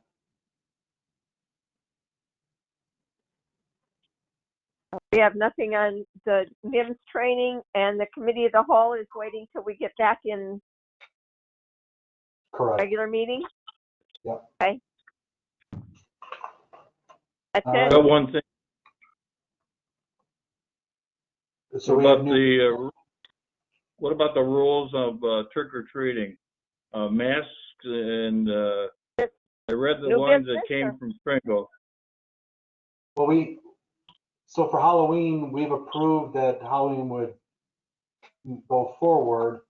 And then there are the guidelines from the Illinois Department of Public Health that people are to follow when they're trick or treating. Yes. Masks and gloves for the people who put it out. Yep. So Okay. Thanks, Ray. you're welcome. All right. Any other new business? I have one very, very quick thing. Okay, Julie, go first, and Jeff White, you're after Julie. This is just, I think it's important for the board to know. Sally informed us in finance today that, we have a policy where anybody that handles money for the village is supposed to take a full week off. And that hasn't happened so far this year. And for Sally, it's more than likely not going to happen this year. So I just thought the board should be aware of that. I mean, that is that's a best practices policy for obvious reasons, but I don't know how it's going to happen this year. Sure. I don't think either one of those two can take off for a whole week right now. Right. Just That's remember, That's it for me. if we're paying, well, never mind. Go ahead. That was it for me. Jeff? This goes back to the property at Allworth and Kelly. Does anybody have any idea what they plan on doing with that? Because I was just kind of sitting here thinking, like, if they plan on bringing trucks in and out of that area, that property there, just on the corner there, that's going to be problematic. I don't know what plan they had, if they had a plan for it or not, but I have no idea, because all we received was a notice without a petition. I guess it's really not in my realm of concern, but I just think about it. We've had enough accidents down there at those curves anyway, and if they're going to bring in trucks in and out of that area, it might even make it more dangerous. So just a thought. Sure. I suppose, Kelly, if you can make contact with whomever you're making contact with, if you could see if they could forward a copy of the petition, so we know what they're going to be using it for, if they've stated in the zoning petition. Okay. Because typically they're required to forward to us a notice with a petition and anything else, but all I received was the notice. Yeah, that's all I've seen. Yep. So if you could follow up and see if you have the petition, that would be helpful. And that's typically what they always do. And then I know in the past I've had to go get the petition or supporting documents, but that's just how it's been. So hopefully then Kelly can get it through them. Okay. Thanks, Jeff. So Kelly, when you get it, if you get that information, just forward it to Mary, to the department heads, and also the trustees in case they're interested. Okay. Thanks. Any other new business? Frank, if I could just mention one thing, Mary Gaziano, this has to do with Casper and the bus, or the Case versus Bus and Lindsay matter. Just in case anybody hears this, I just wanted to clarify that was scheduled for bench trial, and Casper, the attorney called me because Casper wasn't there, which I thought was very unusual. To make a long story short, they notified him at the wrong address. So it was not Casper's fault. And so if anybody hears anything, it was not. Okay, And thank that you. got rescheduled. Jeff and had already testified, as well as Nick Half. And so then it was set over so that Casper could do his thing. All right, thanks. My understanding it was set up for the 14th. It did get set over for the 14th. That was on a petition for rule to show cause as to why Casper shouldn't be held in contempt of court for not showing up. But the judge had indicated they could work it out. I immediately, Casper, I called him and he said he had never gotten notice. And it was an administrative assistant in that office that sent it to him at a wrong address, and it came back. So then they sent me a notification, and I had told them before that that wasn't the formal notification. And I did forward that email on, but long and short of it is the attorney is going herself on the 14th to tell the judge that it's been worked out, that it was not Casper's fault. He apparently didn't see the email that I had sent, but in any event, it was their responsibility to make direct contact with him. Okay, thanks for that clarification and information, Mary. Anything else for new business? All right, since I'm hearing nothing, a motion to adjourn. Jeremy Graham will make that motion. I'll second it. Don. Don Kimes with a second. Roll call, please. Mr. Malagranda, Yes. Mr. McKinnon, Yes. Ms. Morgan, Yes. Mrs. O'Rourke, She just left the meeting. I'll take that as a yes. Yeah. no, she's absent. Mr. Graham, Yes. Mr. Klein, Yes. All right, so that's approved. So, 10:06. Pardon me? What time? What time? 10:06? 10:06 p.m. So, Mike, if you could stop the recording, or anybody stop the recording.